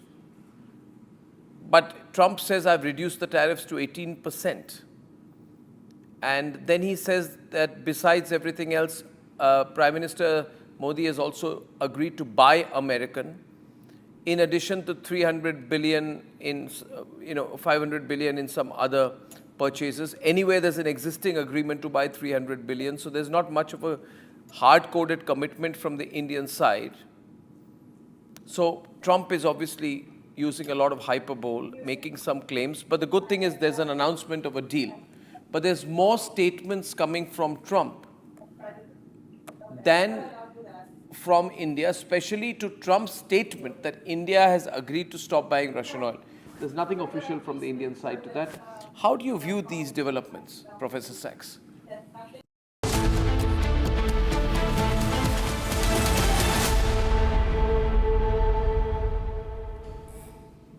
All right, viewers, welcome back. While exporters are celebrating and markets responded positively, chaos has erupted in Parliament over the India-US trade deal. Now, ruckus was created by the opposition members in Rajya Sabha after Union Minister J.P. Nadda addressed the House on the trade deal and how US President Donald Trump called Prime Minister Modi a great man. मैं फिर से record पर लाना चाहता हूं कि ये जो इंडियन नेशनल कांग्रेस है और ये जो इंडी गठबंधन है, इनका जो व्यवहार है वह बहुत ही निंदनीय है और वह एक तरीके से इस बात को प्रतिलक्षित करता है कि न तो उनको देश के विकास में इंटरेस्ट है, न ही देश के ट्रेड और हमारा व्यापार बढ़े इसमें इंटरेस्ट है। उनका इंटरेस्ट सिर्फ हर चीज में राजनीति करने का है, जो अभी हमको प्रत्यक्ष प्रमाण मिला है। आप देश में एक वातावरण बनाने का प्रयास कर रहे हैं कि सरकार कुछ छुपा रही है, सरकार चर्चा नहीं करना चाहती। अरे आपके पास मुद्दे नहीं रह गए, You are issueless party now. You have got no issue. और मैं ये कहना चाहता हूं कि आपका बड़ा गैर जिम्मेदाराना व्यवहार है, इररिस्पॉन्सिबल बिहेवियर है, और ये एक तरीके से गैर राष्ट्रवादी व्यवहार है. इसको भी हमको ध्यान में रखना चाहिए. It is anti national. इनको नेशन से कोई लेना देना नहीं है. ये आज ऐसे मुकाम पर आकर के पहुंचे हैं जहां इनका फ्रस्ट्रेशन हर मोड़ पर दिख रहा है. ये ट्रेड डील हमने की है या डोनाल्ड ट्रंप ने माई वे और हाईवे के आधार पर किया. किसी चीज पे 2-3% था, उसको 50 ले गए. फिर And now, ladies and gentlemen, we bring you this explainer wherein we talk about the lead up to this deal. My colleague Hina will take you through those big names who spent months between India and US negotiating the deal. Let's watch it. So we have seen that India has secured a trade deal with United States, another trade deal in past 2 weeks. First, we secured a trade deal with European Union, which is called mother of all deals, and nowadays after a deal with Donald Trump, which is 18% tariff on India. But I want to give you a comparison of all the tariffs that US has imposed on other nations as well. Let's talk about Pakistan first. We have seen Shehbaz Sharif and Asim Munir presenting a box of rare earth minerals to Donald Trump. Of course, this did not work out because Pakistan was imposed a tariff of 19% by United States, but India got 1% less, which is 18%. So of course a big diplomatic win for India. If you talk about other nations, Bangladesh got 20% tariffs from United States, Brazil at 50%, China 47%, Switzerland 39%, Canada 35%, South Africa 30%, Mexico 30%, Japan and South Korea both at 15%. So this is a big win for India, a big diplomatic win. India does not come in the top 10 high tariff nations vis-a-vis US. India gets only 18% tariff. And of course, not to forget, we are seeing on 4th of February a conference, a global minerals conference happening.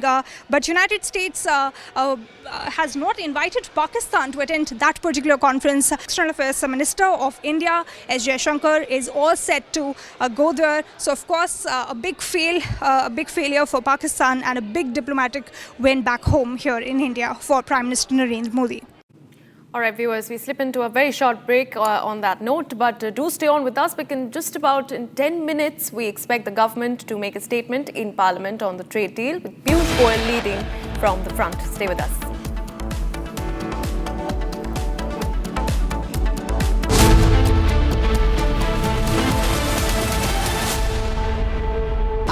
Pure suji pasta उबालो मिलाओ और खाओ 8 minute में तैयार. क्या taste है सबका राजा are masala. 13,000 placements last year. At Amity, we are committed to nurturing passionate, hardworking and proactive professionals. आधे बाउल दही में 4 चम्मच MDH चटनी पुदीना मसाला डाला, स्टर करो, पुदीना चटनी तैयार. MDH चटनी पुदीना मसाला. MDH.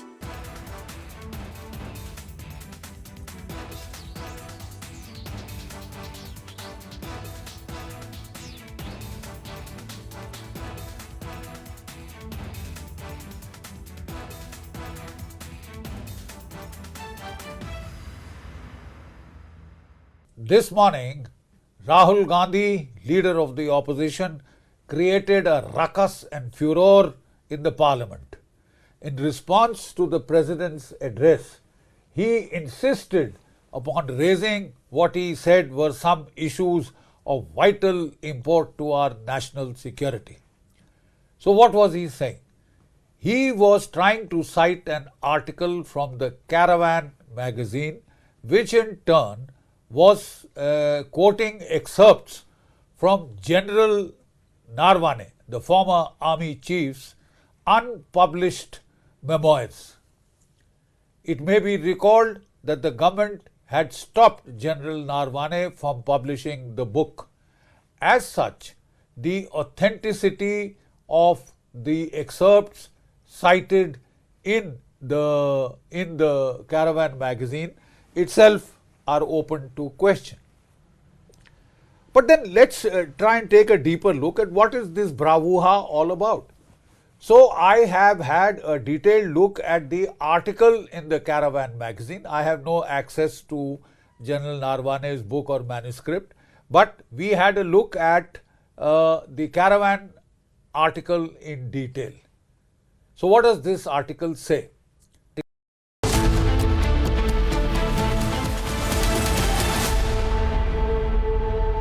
थोड़े में ज्यादा स्वाद यही तो है इसकी खास बात। वाओ मम्मा क्या स्वाद है? अरे मेरे राजा राजा और pure masala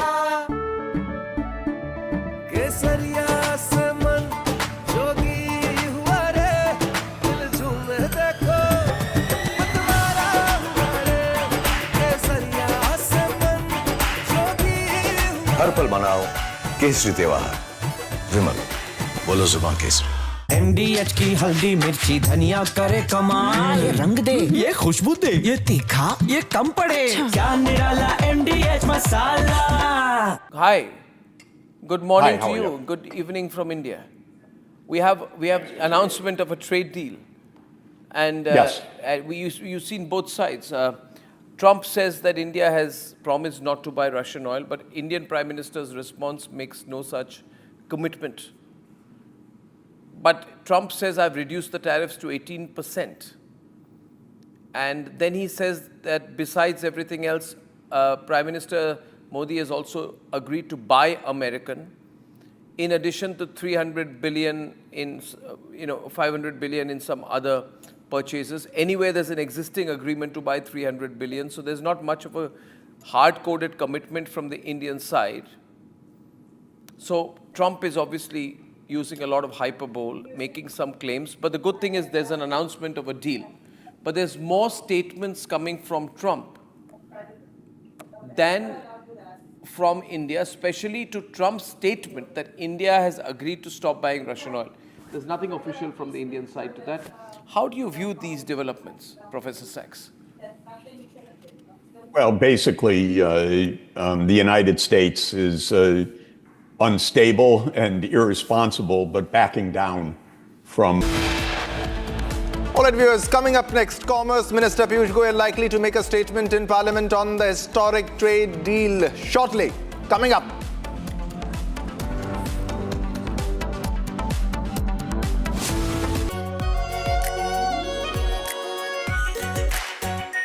are Pure shahi paneer masala, delicious, healthy, everyday. इसको घर पे लगाओगे तो शादी का तो पता नहीं, पर घर पक्का नहीं टूटेगा। रुंगटा नहीं तो घर स्ट्रॉन्ग नहीं। रुंगटा स्टील TMT बार एकदम सॉलिड। पहाड़ों में एक हाइकिंग शिप भी बन सकती है। दादी के हाथों का जादू और खुशबू से महकता घर, माँ की मुस्कुराहट और खाने की सुगंध। MDH गरम मसाला, क्योंकि हर रिश्ता है स्वाद से जुड़ा।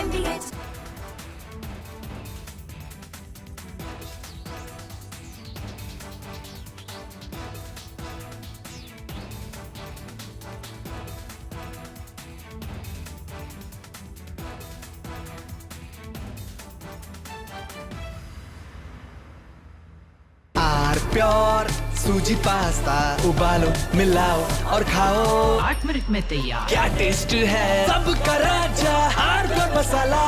This morning, Rahul Gandhi, leader of the opposition, created a ruckus and furor in the parliament. In response to the president's address, he insisted upon raising what he said were some issues of vital import to our national security. So what was he saying? He was trying to cite an article from the Caravan magazine, which in turn was quoting excerpts from General Narwane, the former army chief's unpublished memoirs. It may be recalled that the government had stopped General Narwane from publishing the book. As such, the authenticity of the excerpts cited in the Caravan magazine itself are open to question. But then let's try and take a deeper look at what is this bravura all about. So I have had a detailed look at the article in the Caravan magazine. I have no access to General Narwane's book or manuscript, but we had a look at the Caravan.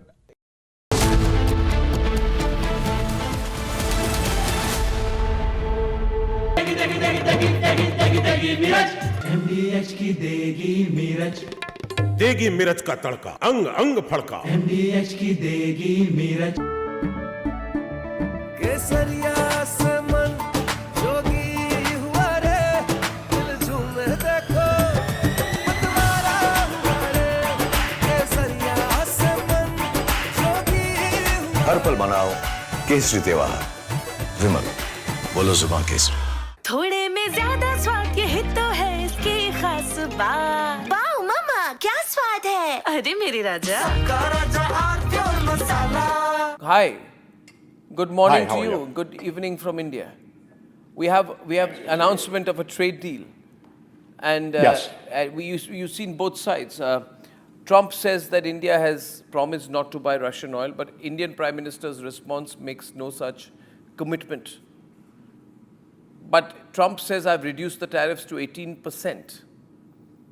And then he says that besides everything else, Prime Minister Modi has also agreed to buy American, in addition to 300 billion in, 500 billion in some other purchases. Anyway, there's an existing agreement to buy 300 billion, so there's not much of a hard-coded commitment from the Indian side. So Trump is obviously using a lot of hyperbole, making some claims. But the good thing is there's an announcement of a deal. But there's more statements coming from Trump than from India, especially to Trump's statement that India has agreed to stop buying Russian oil. There's nothing official from the Indian side to that. How do you view these developments, Professor Sachs? Well, basically, the United States is unstable and irresponsible, but backing down from the most outlandish actions of this government a few months ago. They made no sense. They antagonized India. They disrupted trade. And from Asia's largest news headquarters, setting the agenda for Bharat.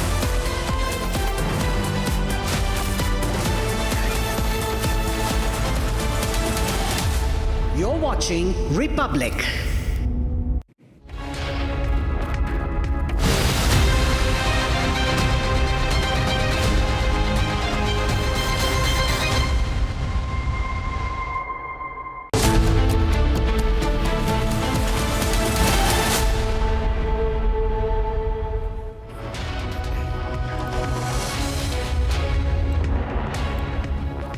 All right, viewers, a very warm welcome. You're watching the Republic TV. This is Shivam Dutt Mehta, and in this bulletin, our top focus will be the India-US trade deal, which has been finalized, and the tariffs, which have also been slashed to 18%. Now, that is a drastic reduction and a very positive and welcome step by the US government. Especially, this has been confirmed by Donald Trump and also confirmed by Prime Minister Narendra Modi. But we are getting a lot of reactions on this, political reactions, and the opposition is pretty much upset and they want to know what's inside the deal. We'll get you a lot more on this. But first up, the headlines. Republic has the inside scoop from the NDA parliamentary meeting. PM Modi says India-US trade is a sign of a new world order. Parliamentary party में आदरणीय प्रधानमंत्री नरेंद्र मोदी जी को अभिनंदन किया और उनका मार्गदर्शन में जो ऐतिहासिक ट्रेड डील्स हासिल किए हैं उसके लिए बधाई भी दी है। India cheers as the nation locks an historic deal with the US. MPs congratulate PM for 2 landmark deals in 1 week.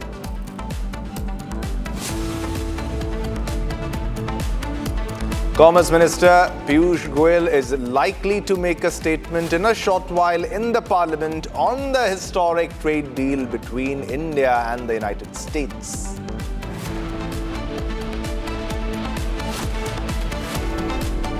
And the street cheers India-US deal. Market soar 5% on the India-US pact.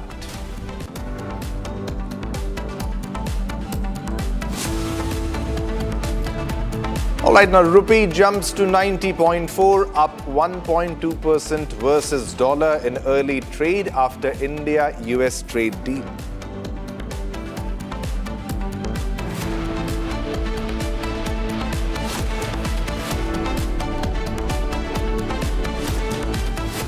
All right, ladies and gentlemen, it is the biggest headline of the year. India has logged in a major trade breakthrough with the United States, marking a decisive moment in New Delhi-Washington economic ties. Now, the high-stakes deal aimed at boosting market access, easing tariffs and strengthening the strategic commerce signals India's growing clout on the global trade table and sets the tone for a new phase of bilateral partnership between the two nations. Now, the deal will see US tariffs on Indian goods being reduced to merely 18% effective immediately. Now, this morning, Prime Minister Narendra Modi was felicitated by NDA lawmakers in the Parliament. We're also showing you graphics on how we have the lowest tariffs in the region.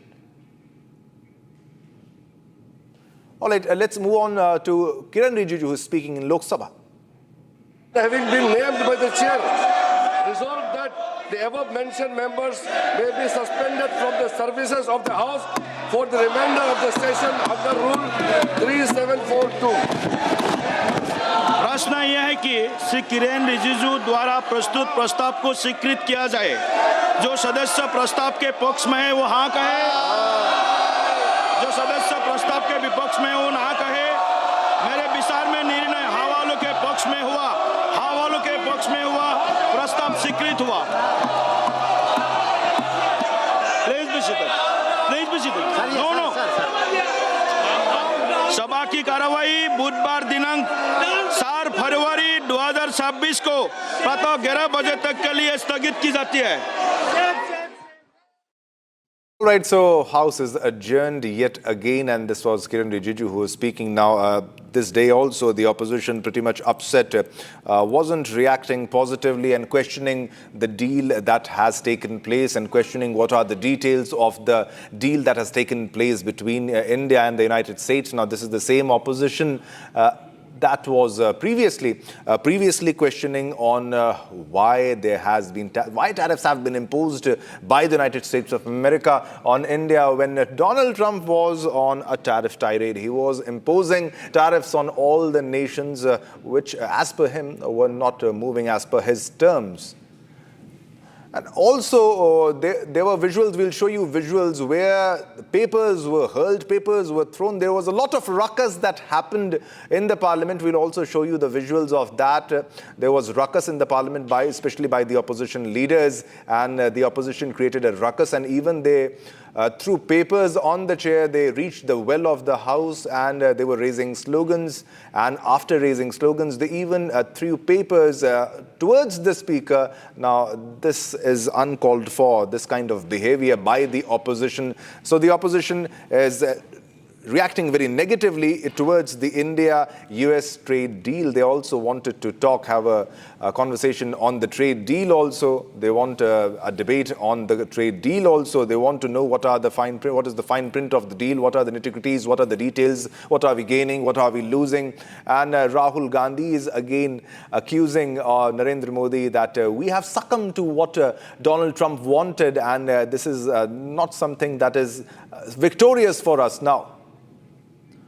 All right, so this is big. Now, the Congress MPs, unruly Congress MPs have been suspended for throwing papers. Biggest development, unruly Congress MPs suspended for throwing papers. Big news that is coming in. Unruly Congress MPs suspended. The unruly Congress MPs have been suspended for throwing papers. The chaos that was created in the Parliament, and this is the reaction. The Congress MPs have been suspended. Biggest development coming in. The unruly MPs have been suspended. The Congress MPs were protesting, and they were sloganeering, and they were while protesting, they even hurled through papers towards the chair. And this cannot be tolerated, and this wasn't tolerated. So action was necessary, action was deemed, and action has been taken. The unruly Congress MPs have been suspended for disobeying the chair.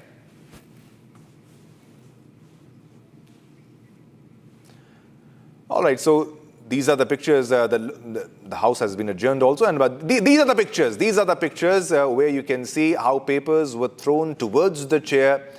Towards the chair, the papers were thrown, and this is being done by the Congress MP, by the opposition. All right, so we have Harsha for more details on this issue. Pretty unruly behavior, Harsha. As you can see, we can see on our television screens, the Congress MPs, and especially the opposition MPs, first of all, they were pretty unhappy on what's happening between India and US. They are not happy with the deal. And now they're hurling papers. They're throwing papers towards the chair. This is disrespect, utter disrespect. He pointed out utter disrespect of the chair, and it's not the one time, but also this the visual which we are showing where on the chair there's Dilip Sekia, and this is the second time when the papers were thrown. Before this on the chair was Krishna Tenati, and the papers were hurled at him as well. And the second time, and also Kiran Rijiju, the Parliamentary Affairs Minister, moved motion in front of the Speaker in the Parliament as it resumed at 3 o'clock. He clearly stated that all the MPs who stood on the table of the Secretary General facing the Speaker and doing the ghirao of the Speaker, they all should be suspended for this entire session. If you hear the Lok Sabha proceeding, the clearly Kiran Rijiju stated that all the unruly Congress MPs should be suspended for the entire session, and they are not one or two but almost 6 Congress MPs. Let me tell you the name of the MPs who stood on the table of the Secretary General. Those MPs were Amar Singh, Bibi Aden, Manikam Tagore, Gurjeet Singh Aujla, Raja Waring. These were all the MPs who stood on the table of the Secretary General, gearing the Speaker, and also at that time also the placards were torn, all the papers were torn and thrown at the Speaker. And then the second time when it resumed, and therefore Kiran Rijiju stated that the motion is being moved to suspend them for the entire session, which the Speaker has accepted. The Speaker is said on this time on the chair is Dilip Sekia. He has accepted the motion, and all these unruly MPs of the Congress have been suspended. To tell you, these are the visuals of the disruption and chaos which the opposition party leaders and mainly the Congress party leaders are doing inside the Parliament. Today itself, Kiran Rijiju stated that please, the opposition has to let the House run smoothly. But again and again, Rahul Gandhi and the Congress leaders are creating such ruckus and the chaotic scenes inside the Parliament. If you remember, today at around 3 o'clock, before the Parliament resumed, there was one of the leaders who addressed the chair as yard. What's this language, yaar? There's a chair at that time of the chair. There was Krishna Tenati, sir, and he clearly stated this is not the kind of language which is addressed to the chair. The chair is not the yaar to the Congress party leaders. They have to behave like the MP. They have to behave like they are the leaders in the Parliament. And such disrespectfulness towards the chair is not something new from the side of the Congress party. Each and every session is chaotic and disrupted, and full of disruption because of the opposition party leaders. And right now, also what we see, and therefore the Lok Sabha has been adjourned till tomorrow. Let me tell you, such a waste of money of the common taxpayers. Every day, the leaders are coming here. The session has to go on. There's a motion of thanks on the president address. The leaders are not getting time. This was the second day on the president address. Rahul Gandhi wasted it for just like twice adjournment. Shatabdi Roy from TMP denied speaking. Naresh Uttam from the Samajwadi Party denied speaking when the Speaker called him.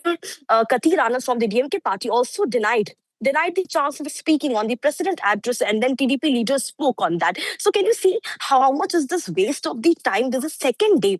3 days have been allotted, 18 hours have been allotted for the leaders to speak on the president address. And this is such a waste of the money of the taxpayers and the chaos and disruption which is being created and caused by the Congress leaders. And that's the reason now when the suspension motion has been accepted by the chair and the unruly Congress MPs have been suspended. Will they be suspended for the entire session? This is what we'll get to know more. But yes, the motion was moved to suspend them for the entire session so that the House could run smoothly for the budget debate and discussion coming days as well. Back to you.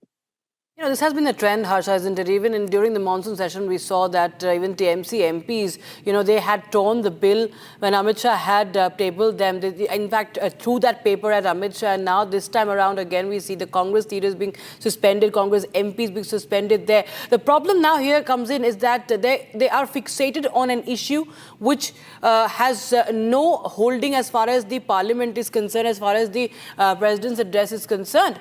There has to be an action taken, and the message should be sent across very, very clearly that there is no business of him raking up, issues of that is a part of something that is not even published yet. And to make a ruckus out of it, to stall the proceedings and then resort to, misdemeanor, to resort to indiscipline, a harsh, because this has become a trend. This has become a trend from the opposition MPs. There needs to be an example set that such things, they have to be penalized in a way that such things do not happen again, and the exchequer's money is not, wasted this time every session.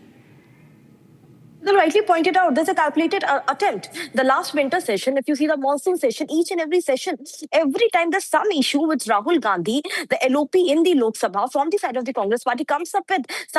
One time it was Hindenburg, one time it was Rafale, one time it was Judge Loya case. By time and again, Congress party comes up with the issue that doesn't hold any domain in the public sphere, which doesn't hold anything with the business and the proceeding of the House. They stall the parliament every time. The winter session went like that, and this is a budget session, very important budget session, and the president and the motion of thanks for the president addressed each and every session goes to right stall now, because of the Harsha, just stay on with us. We are just cutting across to Mamata Banerjee, who's speaking right now as she is in the national capital.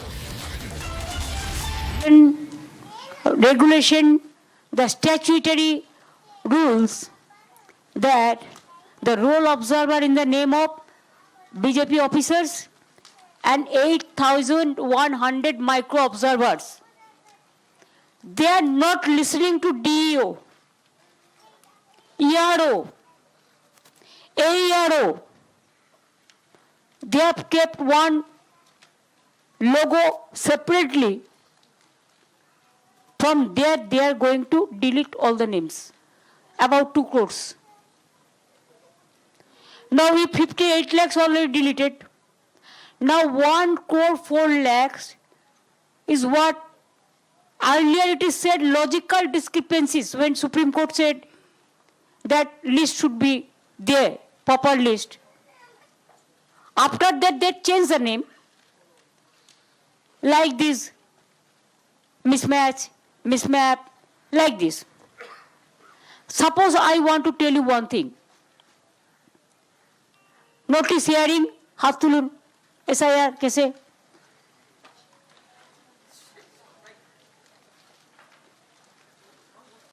Raise your hand. हाँ.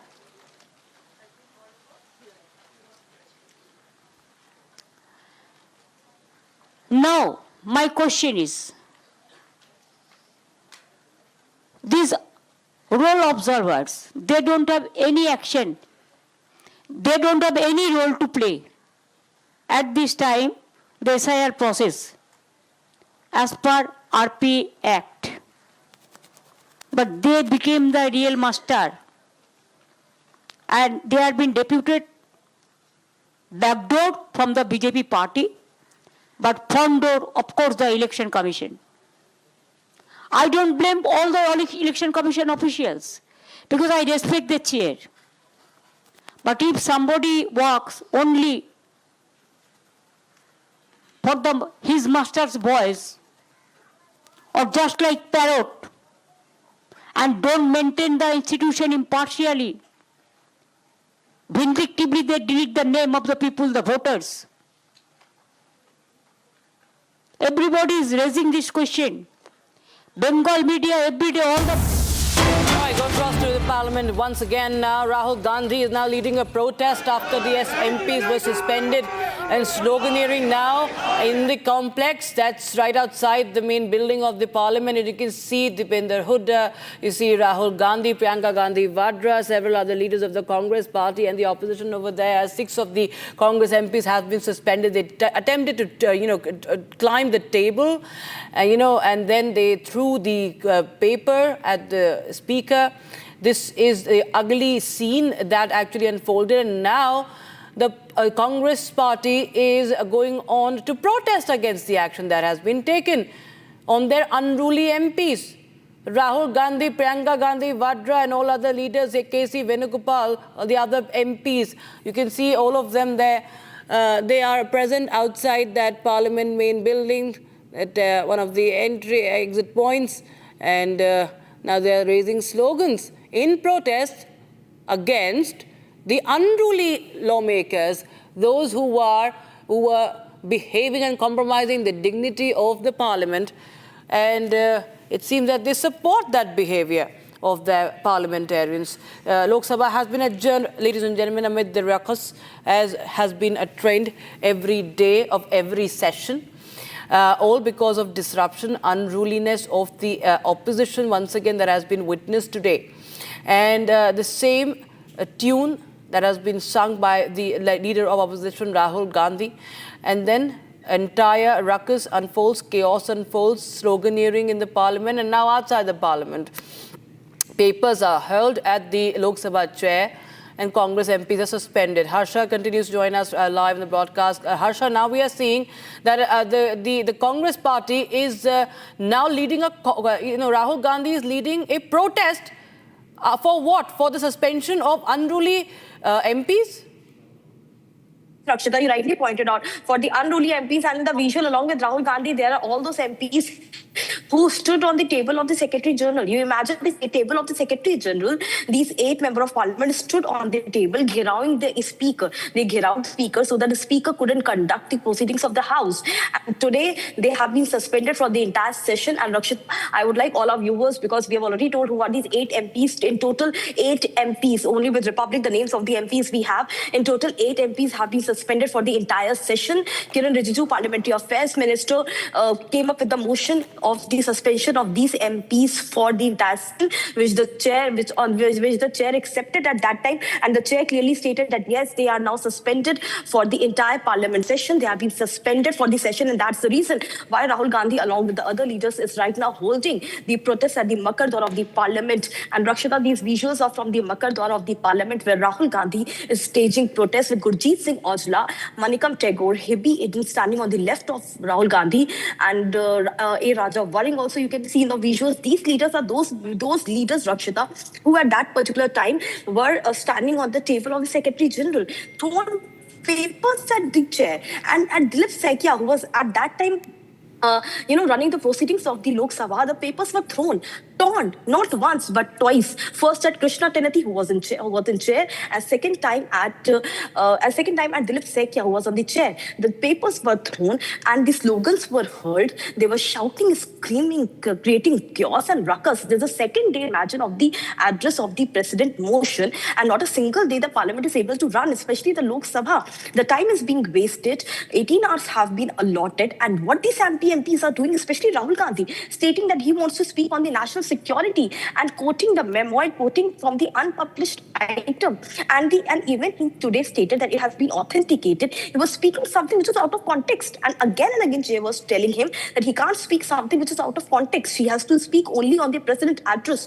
You imagine the kind of the gravity of the taxpayers' money it is, but everything kept aside, and they were only hurling screams and tearing papers at the chair. Right now, Rakshita, I'm outside the office of the Parliamentary Affairs Minister, Kiran Rijiju. We are waiting because right now a very important meeting is being conducted in the Speaker's room. Arjuna Meghwal, Parliamentary Affairs Minister, Kiran Rijiju, and the other leaders are right now in the chamber of the Speaker, that they will be now suspended. The MPs will be suspended for the entire Parliament session. The unruly Congress and opposition MPs, 8 names which exclusively Republic has. We outside reporting from the Parliamentary Affairs Minister Kiran Rijiju office. Very important to note down that the motion has been accepted by chair. These 8 MPs have been suspended for the unruly behavior, for throwing paper and placards at the chair.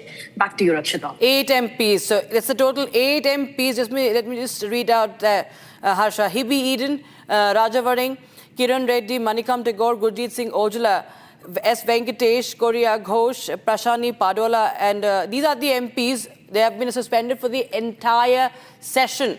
And their protest now continues shamelessly. Are they backing this behavior is the big question. Does Rahul Gandhi support, Priyanka Gandhi Vadra support this behavior? Harsha, that is the question. But the fact that they're standing with them, I think it's an answer to it. Rahul Gandhi is Rakshita is the most irresponsible LOP we have ever seen in the history of the, opposition party history of the parliament. We have seen Rahul Gandhi was not even stopping. stopping these MPs, when these MPs were hurling slogans, when these MPs were standing on the table of the Secretary General, Rahul Gandhi didn't even once stop them. In fact, Rahul Gandhi went on watching them. Gurjit Singh Aujla, Amar Singh, Raja Warren, tall-heighted MPs of the Congress, they all stood. They all gave out the speaker. Rahul Gandhi not even once told these members of parliament to sit down, not to disrespect the chair. There's some protocol inside the Lok Sabha. There's a protocol of the chair which one has to respect. If a leader is on the chair of the speaker, that means he has to be respected. He has to, all the MPs have to hear what he's stating. And again, Krishna Tenati was telling them to sit down, to not create ruckus. He was telling Rahul Gandhi that he can't do that. He can't speak something which is out of context. He only has to speak about the president address. But Rahul Gandhi even didn't listen to him. Harsha, we have a breaking news coming in now. Top ministers are right now holding a meeting at the Lok Sabha Speaker's chamber. During this session, that's a very important update that is coming. I'll just go back to Harsha on that. While the opposition MPs hold the protest, Harsha, okay, I'm told that Harsha will reconnect with us, but yes, that's the update we're getting in right now. Top ministers meeting is underway at the Lok Sabha Speaker's chamber as we speak in the Parliament. As the Lok Sabha session has been adjourned till tomorrow, viewers, after the ruckus, that chaos that unfolded, the unruly scenes that unfolded, and 8 of the opposition MPs have been suspended for this entire session after they threw a paper at the speaker. And viewers, this is the breaking news we have right now. There has been several incidents, in fact, of misdemeanor, misbehavior by the MPs, by the Congress MPs today. Harsha is back with us. Harsha, tell us more about this meeting that is underway at the Speaker's chamber right now. Yes, right now, Rakshita, I'm reporting from that chamber only, outside that chamber only. All the top ministers, Kiran Rijiju, Arjun Ram Meghwal, and the other ministers are right now in the chamber of the speaker, where the important meeting is, underway just after the Lok Sabha got adjourned for tomorrow. This important meeting is underway, where all the ministers are the speaker, and it's very important to keep apprised the speaker about what happened and why this was very important to suspend all these leaders, because already opposition party leaders want to have a meeting with the speaker. They have already, from the side of the Congress party, KC Venugopal has already approached the speaker that the MP should not be suspended for the entire parliament session. But why not? But why some action should not be taken against these unruly MPs? That's the question. And right now the meeting is happening for these MPs only, apprising the speaker that they have been suspended for the entire budget session. The Congress will be told directly that from tomorrow onwards, if they will not allow the Lok Sabha, the proceeding of the House, to run smoothly, then more action could be taken against the unruly MPs. If they will not sort out their behavior inside the parliament, if they will keep disrespecting and disregarding the chair, more stringent action will be taken by the speaker and by the chair against them. So the meeting is underway. It's been 15 minutes because as soon as the Lok Sabha adjourned for tomorrow, right now the meeting between Kiran Rijiju, Arjun Ram Meghwal and the other ministers is underway in the Lok Sabha. At first today, it was also decided that Piyush Goyal will be making a statement in Lok Sabha on the trade deal, but because of the chaos and ruckus of the opposition party leaders, now this statement of Piyush Goyal on the trade deal, US-India trade deal, will also not today happen in Lok Sabha. It might happen tomorrow. So the speaker is being apprised, and the discussion on tomorrow and how to keep in check of the opposition party leaders, to tell them that the behavior has to be proper according to the protocol and norms of the parliament. The meeting is happening in that order. Back to you. All right. Many thanks, Harsha, for joining us with those details coming in on that story. Viewers, we will keep a close eye on the developments coming in from the Parliament House as disruption continues for a second day. Ugly scenes actually unfolded today during this session. We will continue to get you more details on that. But right now, it's time for a very, very short break. But don't go anywhere. We'll be right back with more updates. Lee has made a big charge again now. This time he could not stomach that the US trade deal has been announced. So Rahul Gandhi now says that Prime Minister has been compromised and he has sold the nation.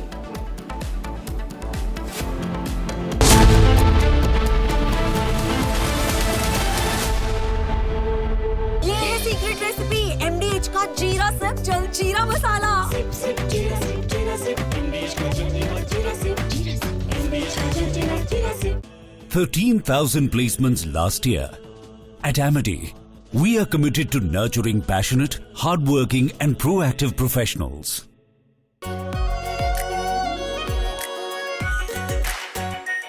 Are Pure shahi paneer masala, delicious, healthy everyday.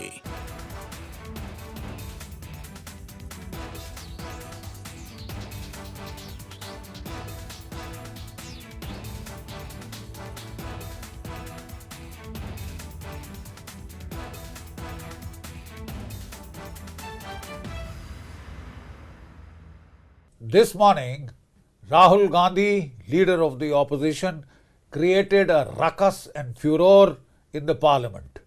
In response to the president's address, he insisted upon raising what he said were some issues of vital import to our national security. So what was he saying?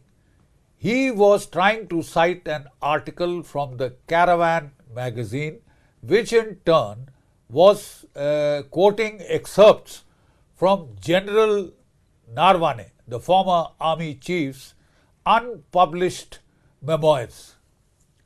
It may be recalled that the government had stopped General Narwane from publishing the book. As such, the authenticity of the excerpts cited in the Caravan magazine itself are open to question. But then let's try and take a deeper look at what is this bravura all about. So I have had a detailed look at the article in the Caravan magazine. I have no access to General Narwane's book or manuscript, but we had a look at the Caravan article in detail. So what does this article say? This article talks of the 2020 Chinese intrusions, which had culminated in the Galwan incident, in which 19 Indian soldiers had lost their lives. No weapons had been used, but the Chinese had laid an ambush with pointed stones, with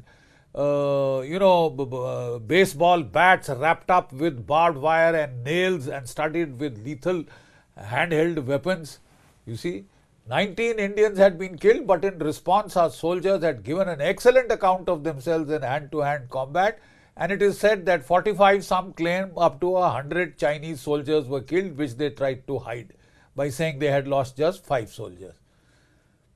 The simple fact is that after this violent incident leading to 19 fatalities on the Indian side, we should have thrown the 1996 Peace and Tranquility Accord into the bloody dustbin.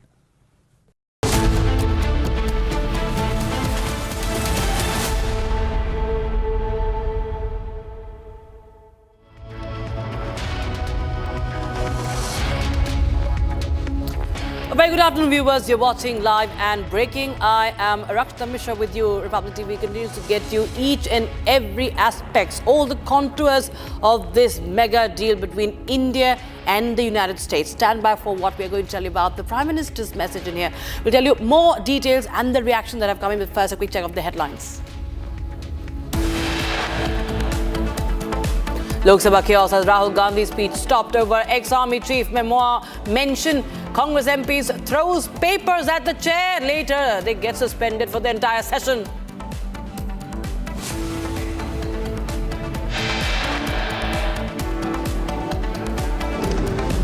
आपकी मेहनत को, आपके खून पसीने को नरेंद्र मोदी जी ने बेच दिया है। Rahul Gandhi's big charge on US trade deal says Prime Minister is compromised and that is sold to the nation. Shh. Republic has the inside scoop from the NDA parliamentary meet. Prime Minister Modi says India-US trade sign of a new world order. The D Street cheers India-US deal. Markets soar 5% on India-US pact. Commerce Minister Piyush Goyal likely to make a statement in the Parliament on the historic trade deal.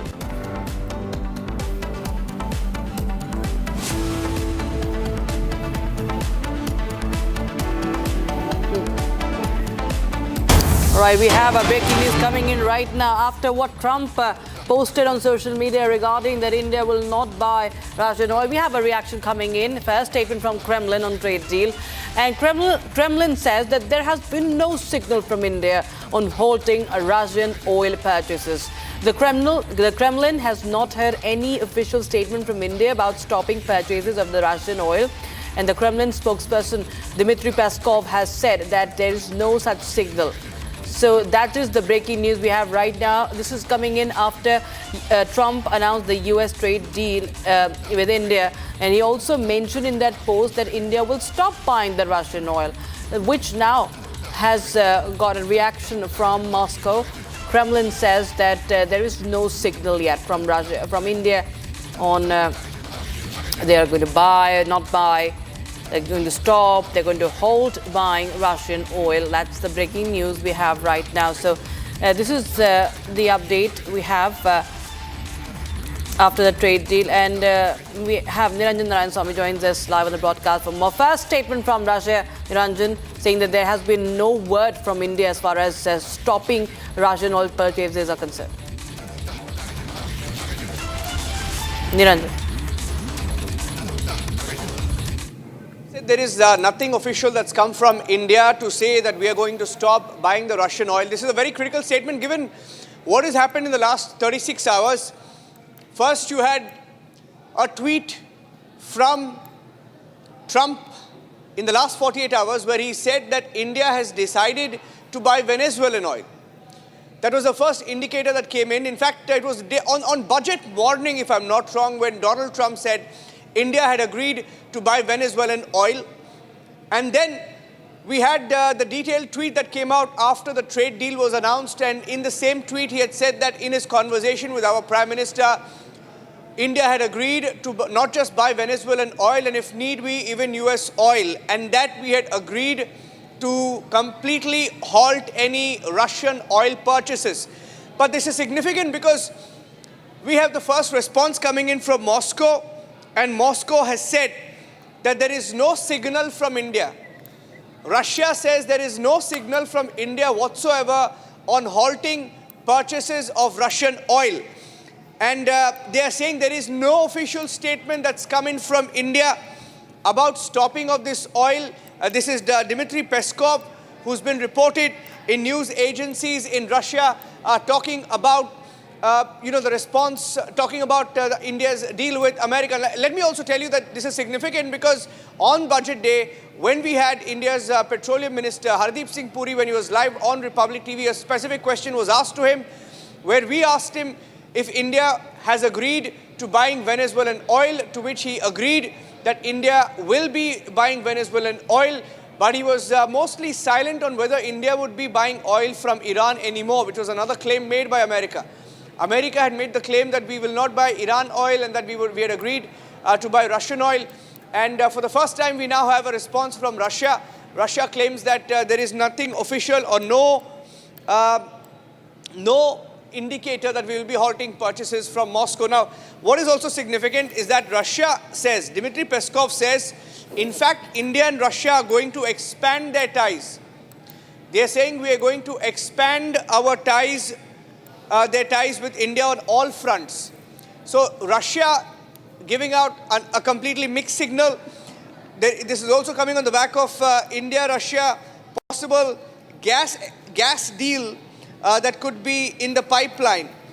Now, that is why this becomes all the more significant. Now, the claims are not really matching. We've been talking about the need for a blueprint to understand what we give and what we have got and what we have promised to America while this trade deal was announced. And this is what we have so far. Back to you for now. Right, of course, the fine print remains unclear and henceforth India also is yet to make its stand clear. That's what Russia is saying as far as the oil purchase is concerned from Moscow. Thank you so much, Niranjan, for joining us with those details coming in. In fact, the full agreement has not yet been published, which of course leaves the exact scope and timelines of these oil commitments unclear. And now this was only Donald Trump who had, while posting about this posting about this trade deal, he mentions that India has agreed to stop purchasing Russian oil, which has not been confirmed by New Delhi. And so says Russia. Russia says that there has been no statement yet as to if New Delhi is going to halt purchasing Russian oil. Remember, there has been, US has made a lot of an issue about the Russian oil while it was still attempting to negotiate the trade deal on its own terms, which India clearly said that it's going to keep its national interest first. And having said that, the figures and the deals, the agreement remains unclear. The details, the big oil question still looms. What's really going to change? Niranjan, India has been one of the largest buyers of the Russian crude after 2022. And that has, of course, never gone down well with the West, especially United States of America. But, this time when Trump, we all know that Trump has this habit of making several claims, be it the ceasefire or even the Russia, India stopping to buy Russian oil. The devil lies in the details, isn't it? And one has to now wait and watch what New Delhi has to say as far as the oil is, oil purchase is concerned, because India's stand has been clear. It will do whatever serves the interest of the nation.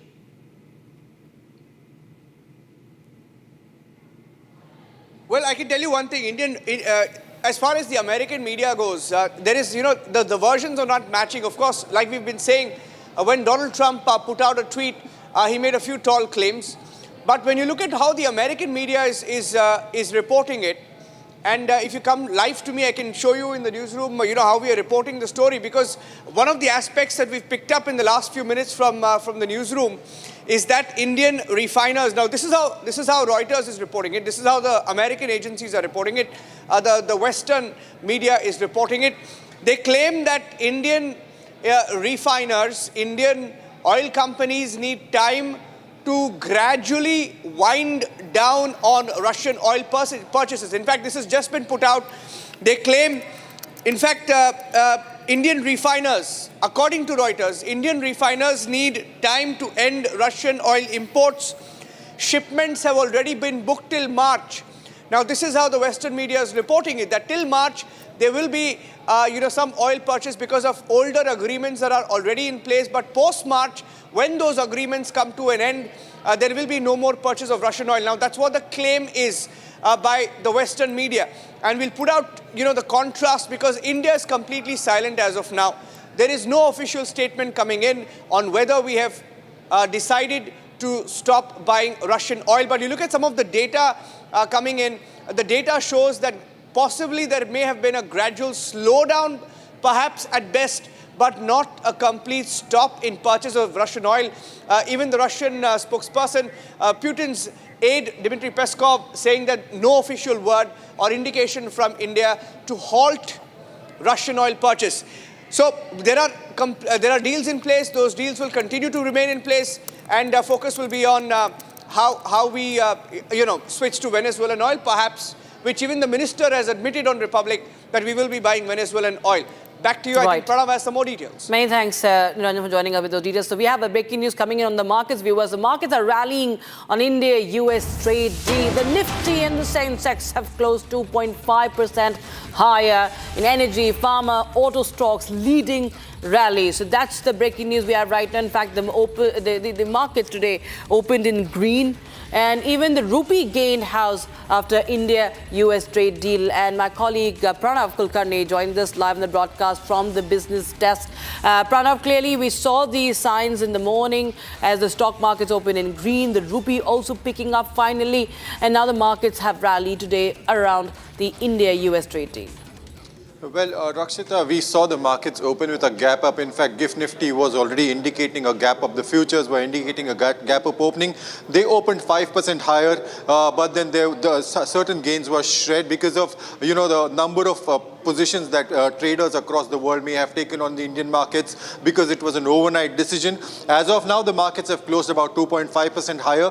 Nifty is about 600 points higher than what it closed yesterday, and Sensex is closed over 2,000 points. The sectors that have gained are metals. Then we saw energy stocks jump, we saw bank stocks jump, and the Nifty ITs, which is the index for information technology, jumped about 1.4%. So yes, all sectors are in green, and the markets are clearly cheering the US-India trade deal announcement yesterday night. Absolutely. Many thanks, Pranav, for joining us with the details coming in on that story. Meanwhile, viewers, we will be continuing to get you the reaction that have come in on this story. And most importantly, what the Prime Minister said today, we are going to tell you that as we speak. Prime Minister Modi, his address to the NDA MPs today at the Parliament House stands as a testament to strategic foresight and resolute diplomacy in an era of volatile global trade dynamics by framing the newly minted India-US trade agreement, securing a reduction in reciprocal tariffs from 50% to 18% as the fruit of sustained patience. The Prime Minister also underscored how persistent negotiations amid the earlier domestic criticism and skepticism over tariff handling have yielded a landmark outcome that enhances market access for Indian exports and fosters a more favorable bilateral economic environment. So, ladies and gentlemen, this is a pragmatic triumph that positions India advantageously in shifting world order, rewarding measured persistence over reactive concessions, and signals to critics that steadfast resolve rather than capitulation delivers tangible gains for the nation, 1.4 billion people, and its rising global stature. Now, here's what the Prime Minister said.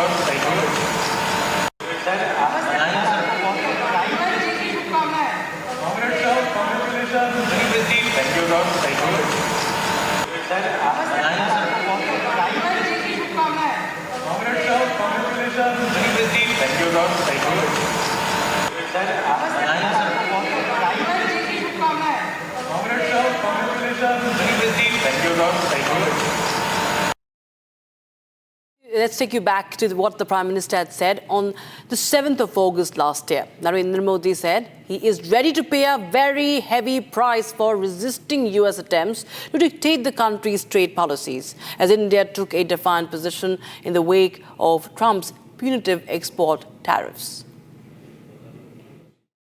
Bharat अपने किसानों के, पशुपालकों के और मछुआरे भाई बहनों के हितों के साथ कभी भी समझौता नहीं करेगा।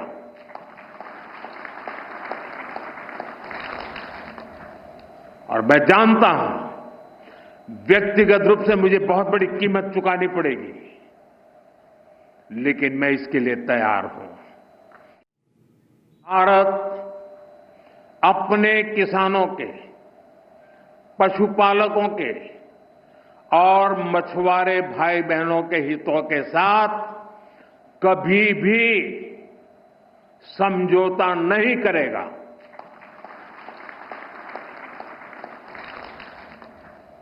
और मैं जानता हूं व्यक्तिगत रूप से मुझे बहुत बड़ी कीमत चुकानी पड़ेगी,